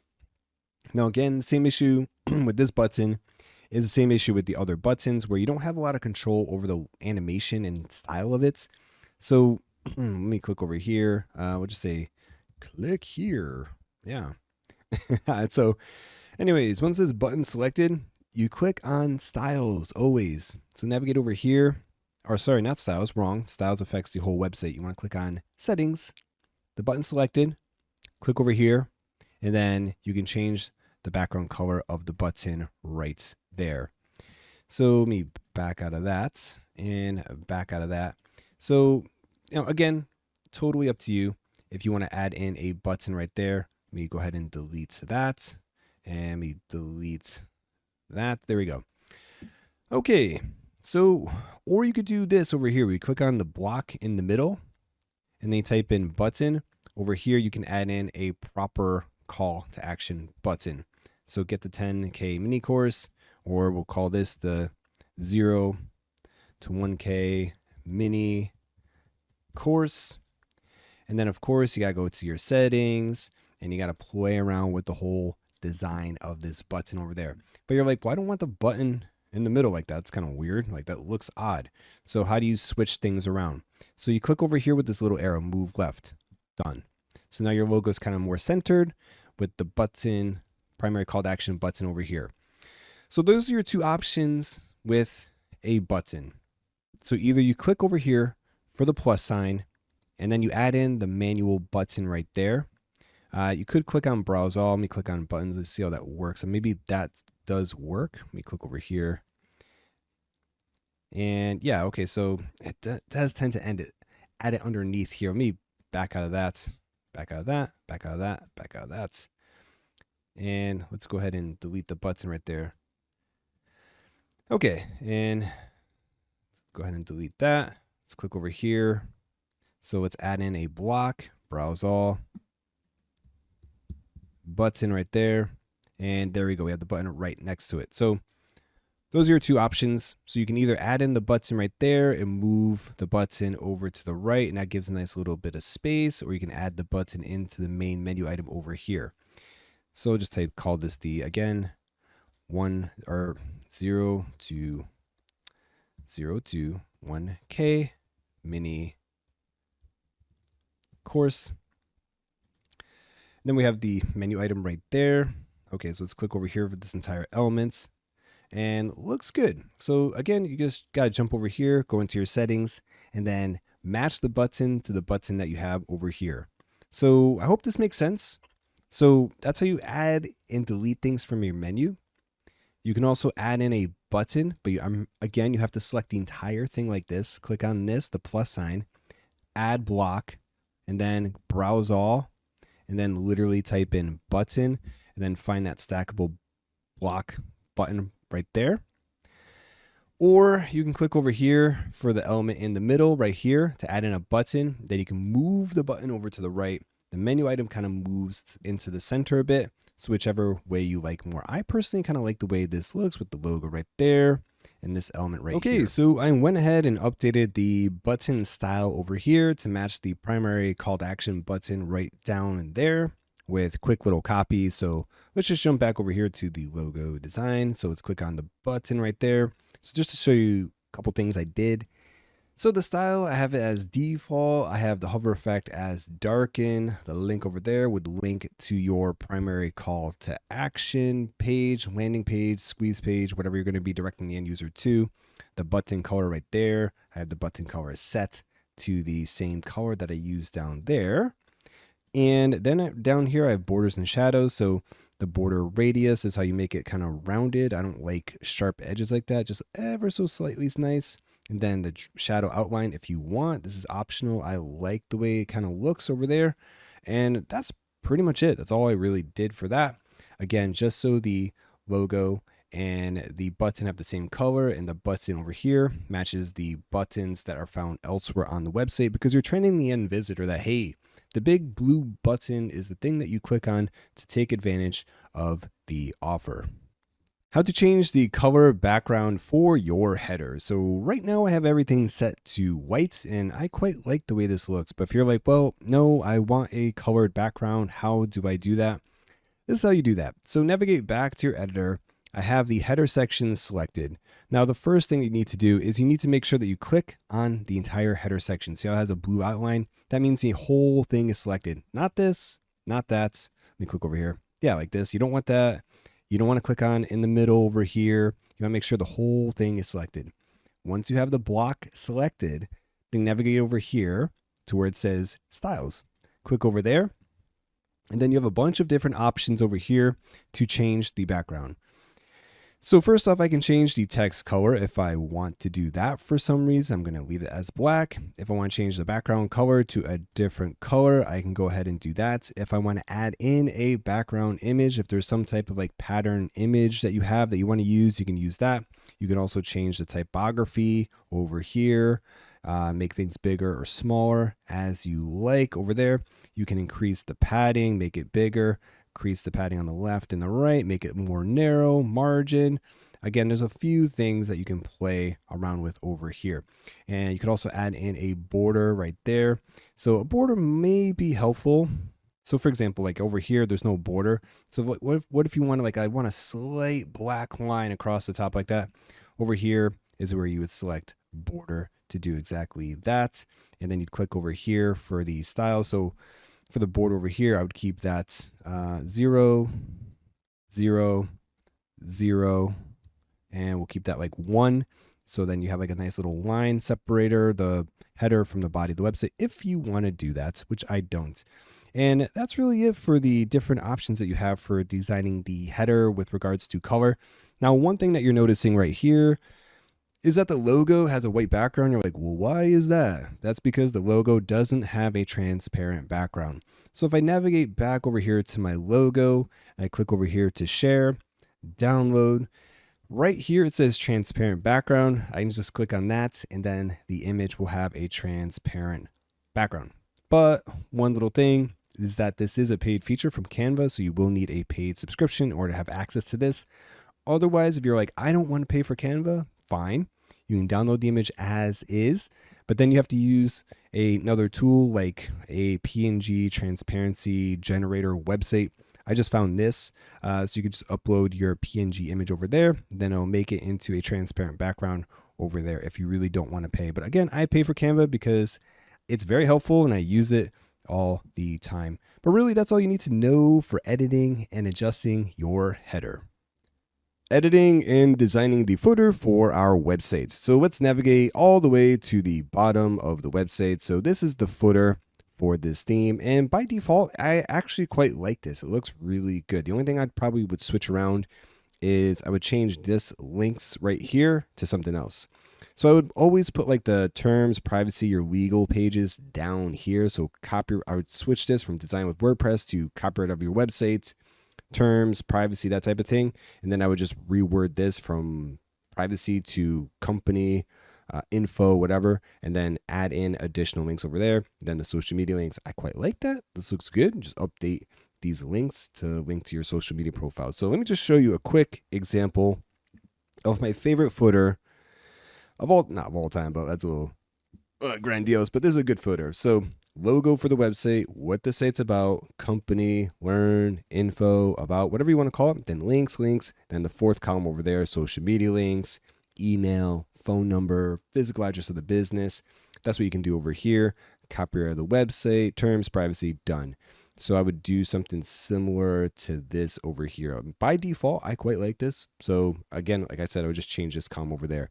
Now, anyways, how do you edit and adjust? So you have to jump into the editor. So I have the editor open over here. Let's click into the design. Let me X away from that. And let's scroll all the way to the bottom. All right, so mouse over the footer. You'll see the purple line. Click on that purple line. And now you can click on edit over here. And simple as that. Now you're editing the footer. So you can click over here to make the logo bigger if you like. Similar to that other website, you can have like a little tagline, describe what the site's about. Like a blog about vlogging. I don't know, whatever. And then about is fine. And then you could just click over here. And so like these are all links over there. So you click on that. Click over here. That's has an anchor link right there. So if you want to change this, so for example, it says about, whatever, you can backspace out of that to actually change the text. So like just call it hello, just as an example. Then you can highlight this over here and then update the link right there with something else. So it'd be like vloghow.com/page title. And so you can just manually go through each of these items right there and change everything as needed. Then the design with WordPress over there, I would obviously, like I told you, I would change this and I would have it be copyright blog how, and then I would have like maybe a page separator. There we go. Then privacy, page separator, terms, and so forth. Then have your legal pages down there. Then to actually make these a link, you'd have to highlight it, hit the link, and then you could either link to a page that already exists. So if you already created a privacy policy, then you can just link to it from here, or you can just manually type in the URL. So you can type in vloghow.com/privacy policy. Now, obviously, you need to make a page for privacy policy, but that's how you add links over here. Or you could have this be vloghow.com, whatever, okay? And that's what I would do with this over here. Now, let me click over here for the settings and click the square again. So now we have the whole template selected. And over here, when you click on template part, you can easily change the design to another template layout. So for example, this is a nice minimalistic layout that I quite like. This one looks good. All these template parts look great. So you can edit and adjust as you like. I personally like this one. It's nice to start off with, very simple, just another menu right there. And then I would just change design with WordPress and I would update this again, copyright of the website, terms, privacy, and I'd probably like mute the color a little bit. Mute means like, so it's not dark black, so it's just like light gray. So anyways, totally up to you, but that's how you edit and adjust the footer. Now, as I have the block selected, again, just like your header, if you want to change the colors and all that good stuff, you just navigate over here to settings. So you have right here with the text, you can change the text color to whatever you want over there. You can change the background color as needed. If you want, again, you'll have to update the logo. Again, like I showed you with the header, you have to create a transparent logo. I didn't because I'm using a white background, so it's not that important. You can also update a background image right there. You can change the typography to different sizes over here, increase and minimize the padding if you want, and minimum height, border, and similar to the header, like if you want a border, so maybe I want a border right there, but I don't want it on every side, so we'll just have it be 0, 0, 0, then have a nice subtle border at the very top right there. And then the radius, same thing over here. If you have a colored background, you want it to have this design. Again, I'm going to keep it one solid color, white, to match everything, but I'm just trying to show you different things that you could do to this template part to edit and design. Anyways, that's how you edit and adjust the footer. And if you are going with a colored footer, make sure it's the same color as the header. So you want the header section, like the footer, and your header right up top here should match the same color, so like a sandwich, if you're going to go, again, with a colored background. Editing the blog page for your website. So if you want to start blogging with this theme, you totally can do that. So up top here in the menu, I have blog, and all this is just a page that I created and called it blog. Simple as that. And make sure that the URL is /blog. So how did I do this? So let's jump over here. Let me navigate to pages over here. And it's literally just a page called blog. And so all I did was create add new page. And then I literally titled it blog, published. And then I made sure that the link, the URL is /blog. Now the way it should work, and with most WordPress themes, it works like this, is you want to navigate down here for your settings, click on reading, and we have a dedicated page set as the home page, so we could custom design our home page. Well, the post page should work the same way. So I have the blog page, and I want it to be my post page. Let me click on Save Changes. I'll just show you what happens if you do this. Now let's reload the page, and it brings up the default template. I have no idea why this theme does this. I guess it's a quirk or an oversight. So you got to leave it blank, leave the post page blank, and we have to custom design the blog post page ourselves, which is not a big deal. Very simple. I'll show you right now how to do it. So keep post page as select, and then once you have your blog page, let me reload this. There we go. Now we want to edit page, not edit site. You want to edit the page. So let's go ahead and edit this page. All right, fantastic. So first things first, we want to select the template over here. So why do you want to do that? Because now you want to click on swap template. Why do you want to do that? Is if you want your blog page to have a sidebar, then you select page with sidebar over here. Again, totally up to you. Or you can leave it just with page with image or page no title, or just leave it like this with the blog and just have that be the title right there. Simple as that if you want. Anyways, let me go ahead and swap template, and I will select the sidebar layout, page with sidebar, and there we go. And now we need to have the blog role as the body content over there. So we click on +sign right there to add a block. Then we want to browse all, pattern, and you want to navigate down here to posts. And there you go. And so you can click on standard posts right there, or this one with the image onto the left and copy over on the right, or over here with masonry grid layout, or this staggered design right here, or this simple design where it's like list of posts with one column. Again, you can play around with this on your own time to see which one you like the most. So I'm going to go ahead and click on this one right here, grid post, featuring the first post, 2 column, whatever. Let's click on that. There we go. And that looks great. Let me click on save.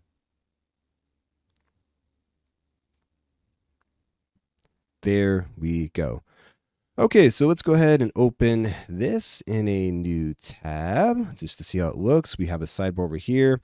Now, the problem with this design is because I have a sidebar, it's kind of crushing all this copy over here. So if you are going to go with a sidebar layout, it's probably best to go with a design where it's just a single column with like blog post, blog post, blog post. If that makes any sense. Now let me click over here, page with sidebar. Let's get rid of that, swap template. And we'll just click on this one, page no title.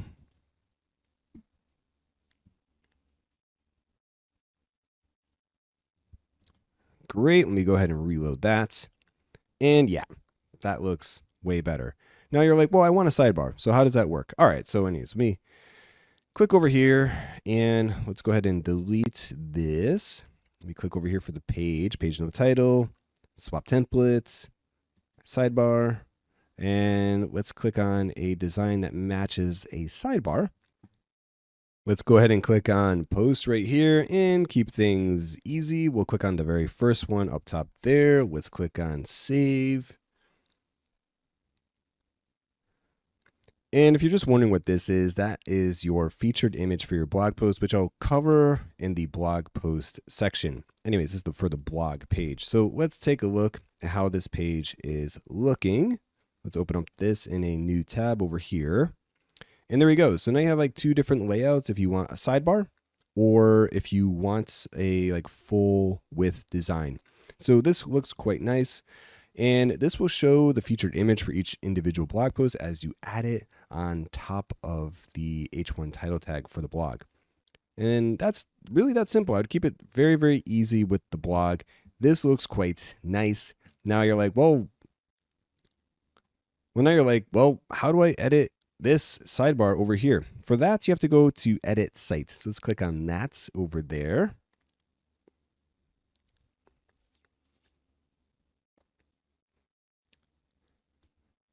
And there we go. So now you can click over here for the sidebar, and you can edit the sidebar over here. And now opens up into its own thing, and you have its own settings and template parts over here.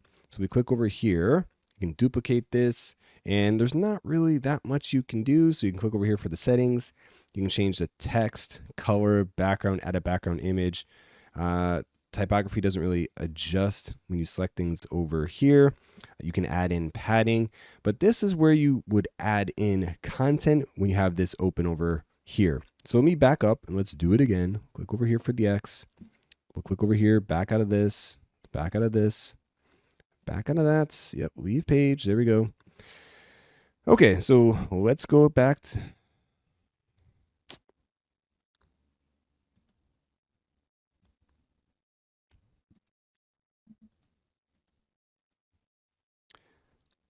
And there you go. So you have a nice design with a sidebar over here and the primary content over here. Now, the featured image will display for each individual blog post as you add a feature image in. Now, if you're wondering like, well, how do I edit the sidebar over here? For that, you have to go to Edit Site. And so click on Edit Site, it'll load.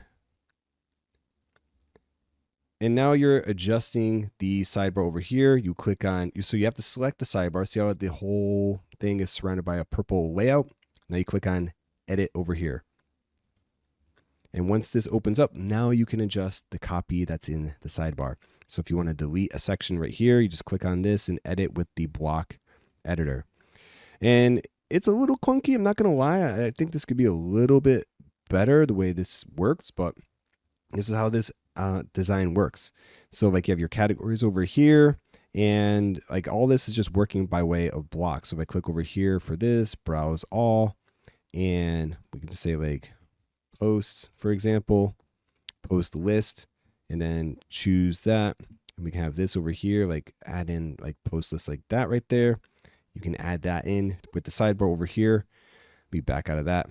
So really all I would do with the sidebar is I'd probably, if I was going to go with a sidebar design, I would just add an image of myself at the very top right here. So maybe I would get rid of this author bio copy over here, or you could just delete everything. Just delete everything and start from scratch and search this website. No. Oh my God.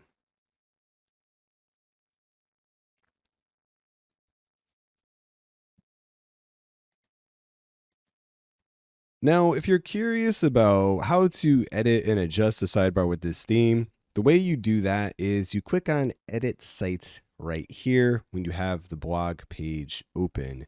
And then you can access the sidebar element. So we click over here, and then you can click on Edit for the sidebar. It opens up like this.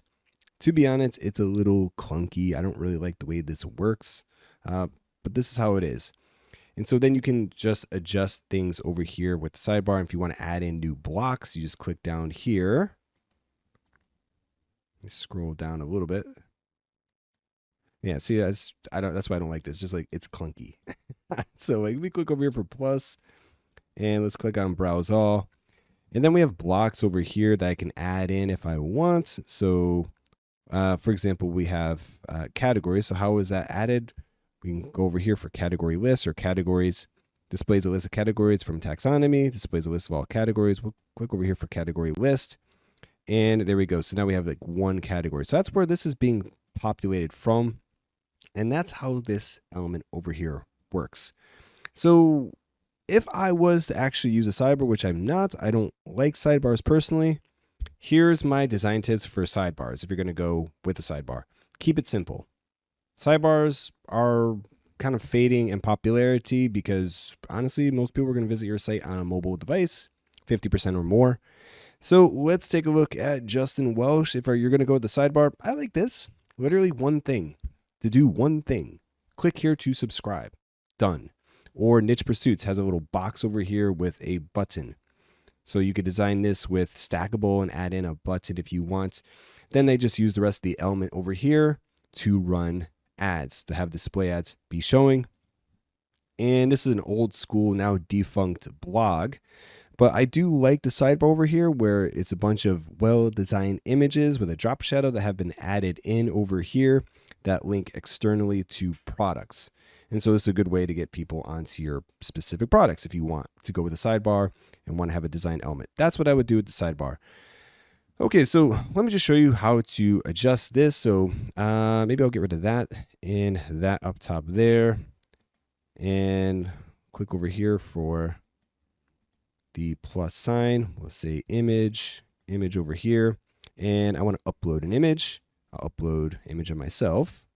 There we go. And let's move that above right there. And so then I have an image of myself right there. Looks good. And let me click over here for the plus sign. Hi, my name is David. Welcome to my blog about vlogging.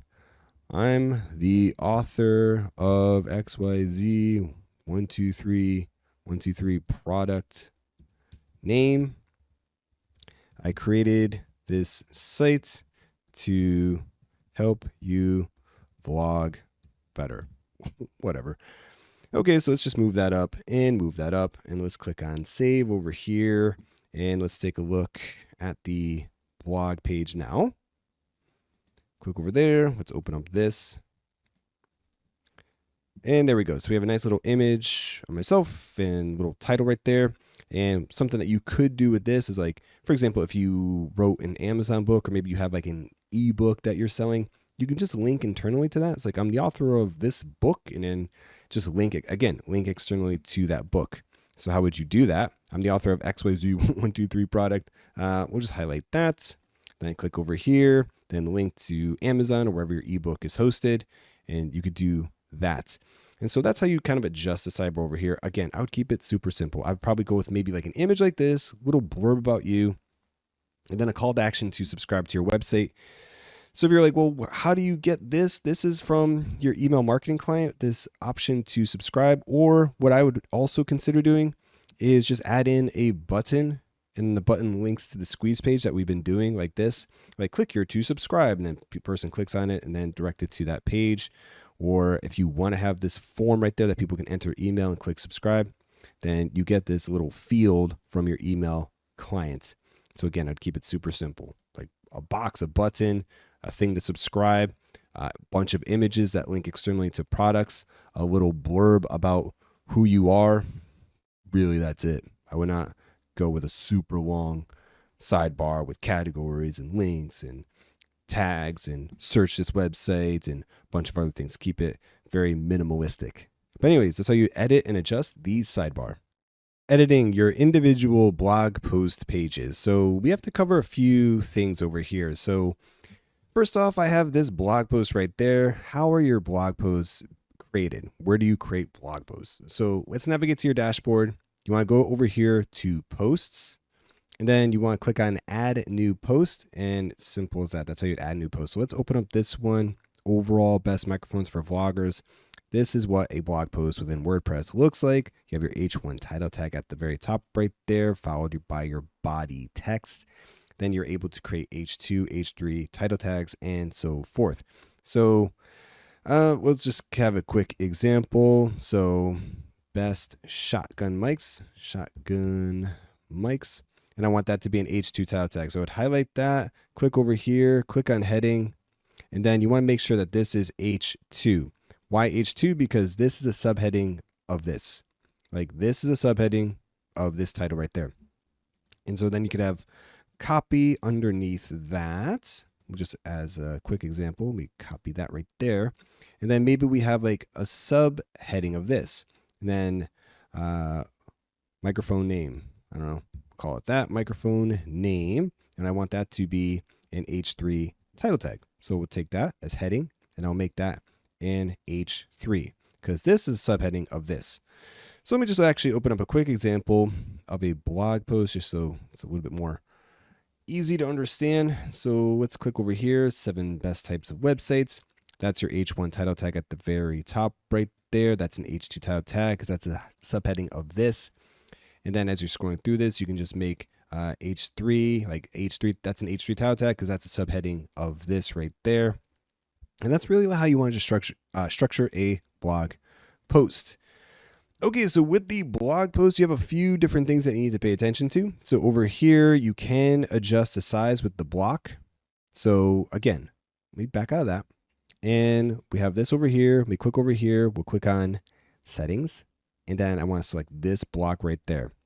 And maybe I want the text to be a little bit bigger for this block. So I'll click on large. So it's a little bit more attention grabbing.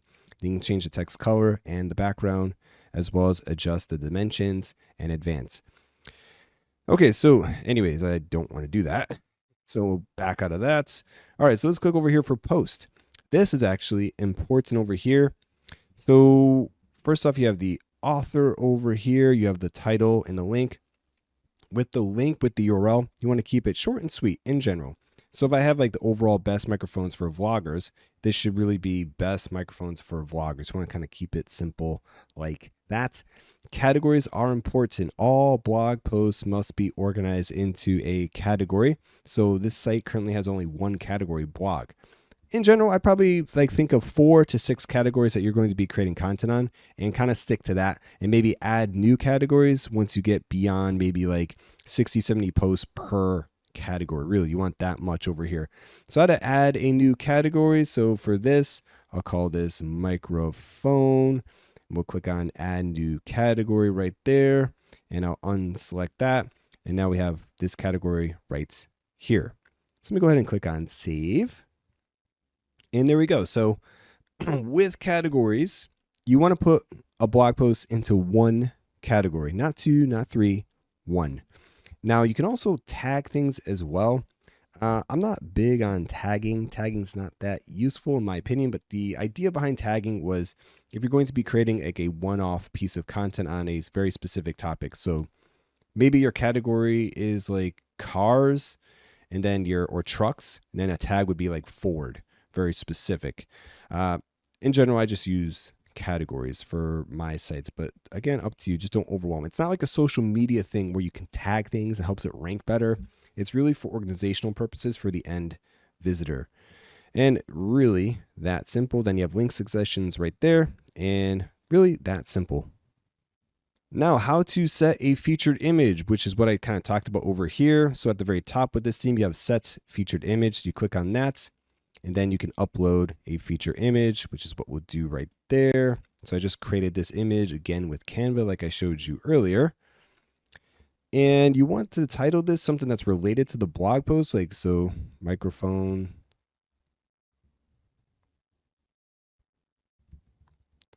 vlogging, and then alt text would be like the keyword of the blog post. So like what's the blog post about? Microphones for YouTube. Okay, so microphones for YouTube. Then we'll click on set feature image right there. And now we have the feature image right there. Let's click on save.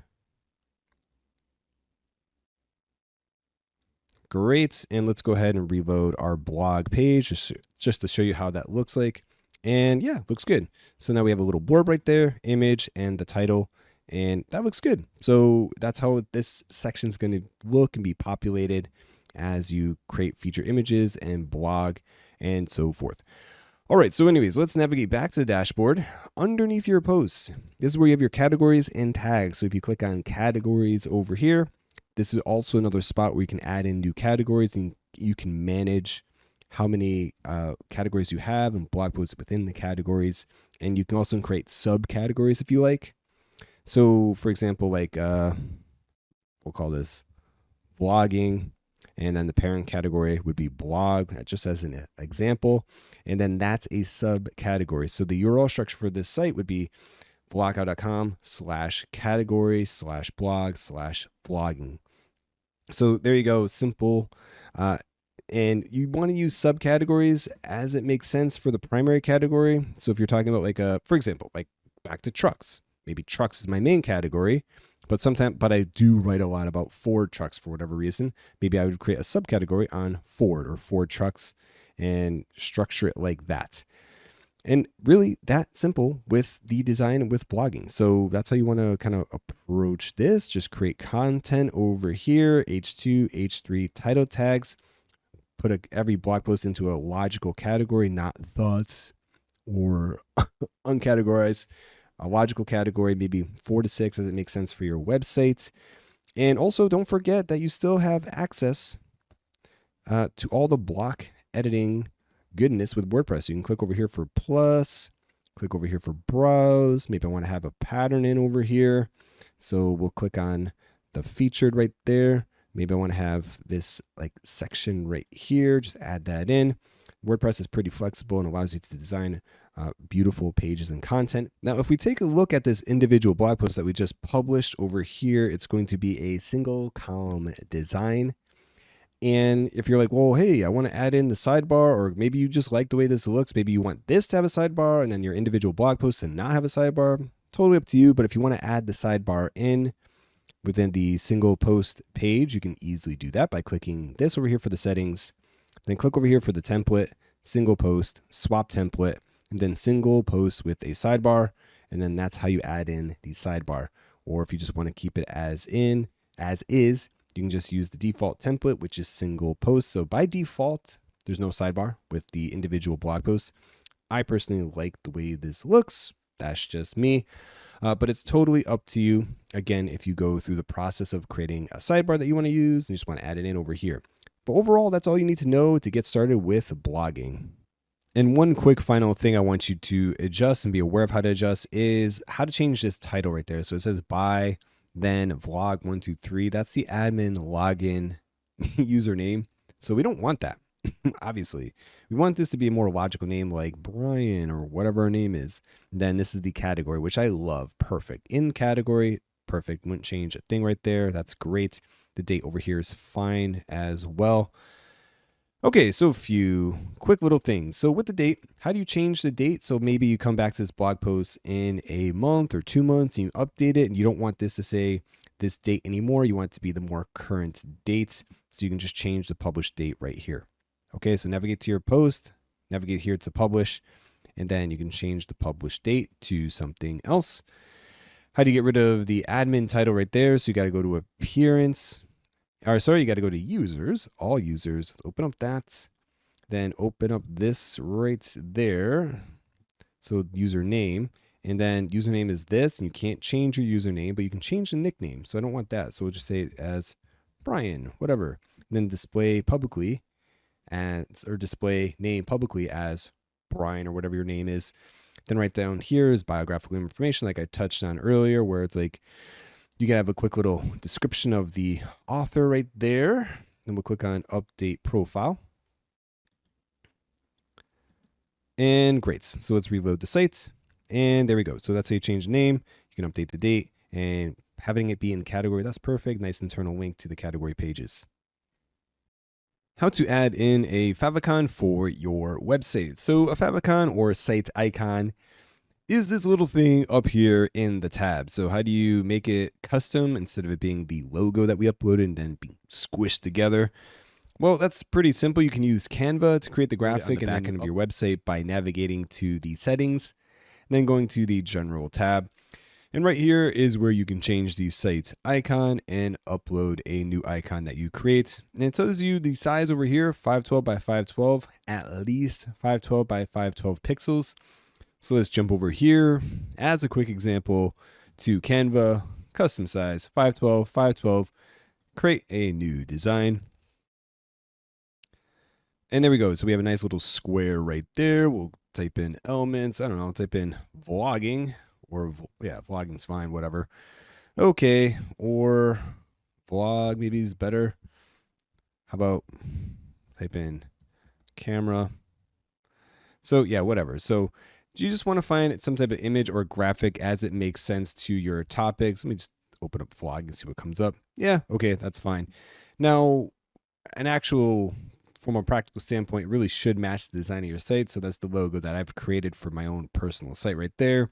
Then the favicon up top there is that DU symbol right there. Circle background, that's transparent. So Again, totally up to you if you want to design that. So if you do want to go with like a circle style background, and you can just navigate over here, type in circle. All right, boom, and change the color over there. Maybe make it blue. Then make this nice and big like that. There we go. All right, now position, we want to move that back. Okay, let's put that into place right there. And yeah, okay, so not bad. And now we want this to be a transparent image, so we can share and download. Transparent background, download. And we'll save it to my desktop over here. And let's open up these sites and minimize that. Minimize this. We'll drag and drop that into place, change site icon, drag that right there. Set site icon. There we go. Click on Save Changes. And then let's reload the site. And there you go. So now we have like a nice little icon. So just for tutorial purposes, that's kind of like how you update it. I would create something a little bit more custom, maybe like a VH or whatever, but you get the idea on how to create a custom site icon, Favicon, for your website. Basic SEO for your website. So we're nearing the end of this tutorial. So how do we set up the SEO for our website? So search engine optimization, there are a few little things that you just need to be aware of. So first off, the homepage, right here we have it set as homepage, page separator, learn how to grow your income, blah, blah, blah, blah. And that was populated because I happened to add the tagline right there, but we can change it. We're not stuck with that. So navigate over here to dashboard. Then you want to navigate over here to Rank Math, which is a SEO plugin that we installed in the very beginning. And now once we have Rank Math open, we want to go to titles and meta. And once titles and meta is open, you want to click on homepage right here. And static page is set as a front page. Add SEO title, description, and home and meta to the homepage. So normally you could edit here, but we have to go over here to edit the homepage. So over here is where we can set the title. So how do we do that? Very simple. So let's click on this right there, this little box that says Rank Math. Then we click on Edit Snippet right there, and we can adjust everything over here. Okay, so in general, with most themes for WordPress, once you have Rank Math installed, all you have to do is click on Homepage, and right here is where you can set an SEO title. But this is directing us to the homepage over here. So just click on this little box up top there, then this populates over here, and this is where you can change the title. So it should be something like vlog, how, the site title, page separator, learn how to start a profitable vlog.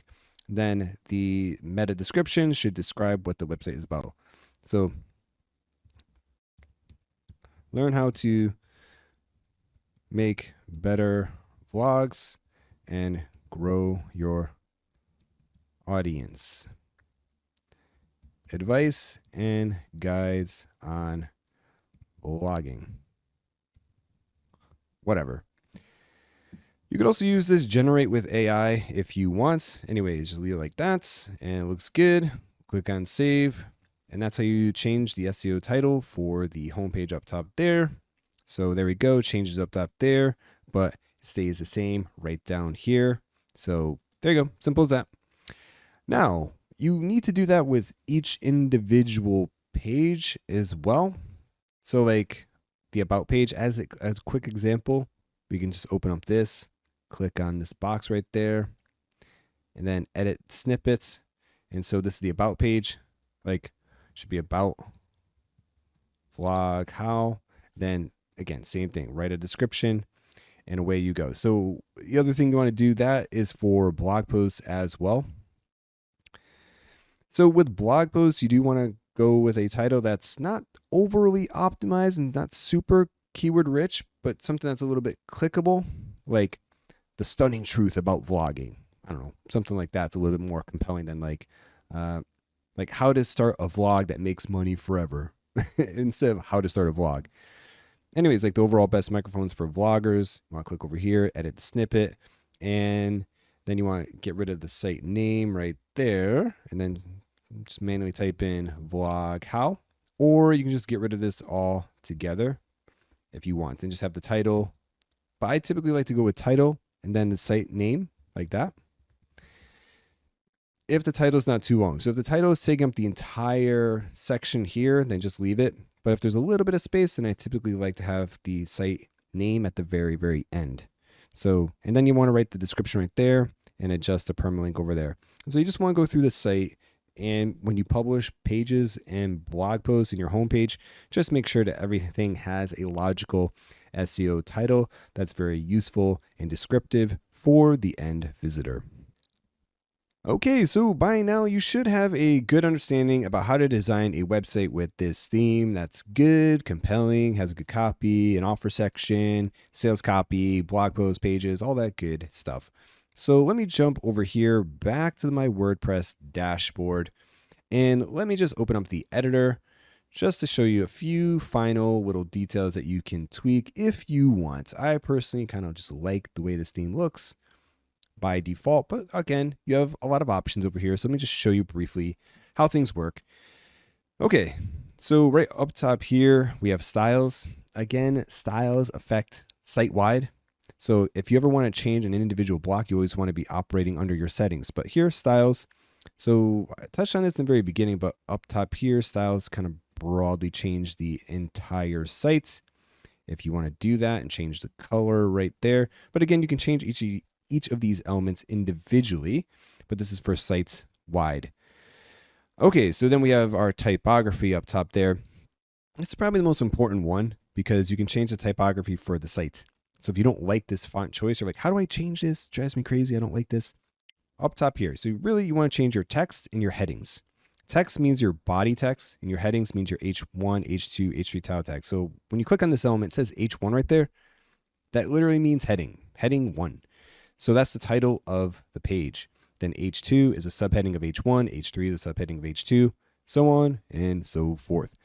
So over here with headings, we can change the headings to something else if we want, like that. And we'll back out of that. Then we have the text right there. Then we can change the text to something else if we want, like that, or that over here. These are your only choices.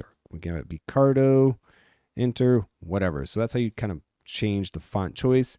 Size if you want to play around with that over there. And that's really it. And generally speaking, you want to have your fonts be kind of similar across the website. So really your H1, H2, H3 title tags, your header tags are one font choice, then your body text is something else. So you don't want to have like a different font for your menu items and a different font for your H1, H2, H3 title tags, and a different font for your body. 2. You want to go with 2. One style for your headers, another style for the body text.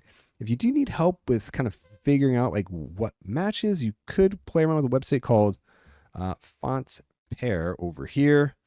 And so this gives you an idea of like what fonts match with each other. But again, you're pretty limited over here with your typography. This is it. So 1, 2, 3, 4, none of the defaults. So play around with this to see how you like it. But again, you can change like the size, appearance over there. You can make it extra light, line height, letter spacing. So you have a lot of flexibility with the design over here. And otherwise, that's the primary thing you're probably going to want to change over there with typography.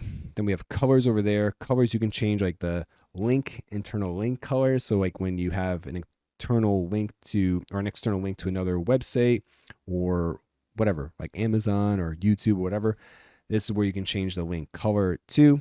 So if, you know, if I had a link right there, like high quality travel vlogs, like that, we'll take that. Let me just link over here to YouTube as a quick example. There we go. I'll bold that.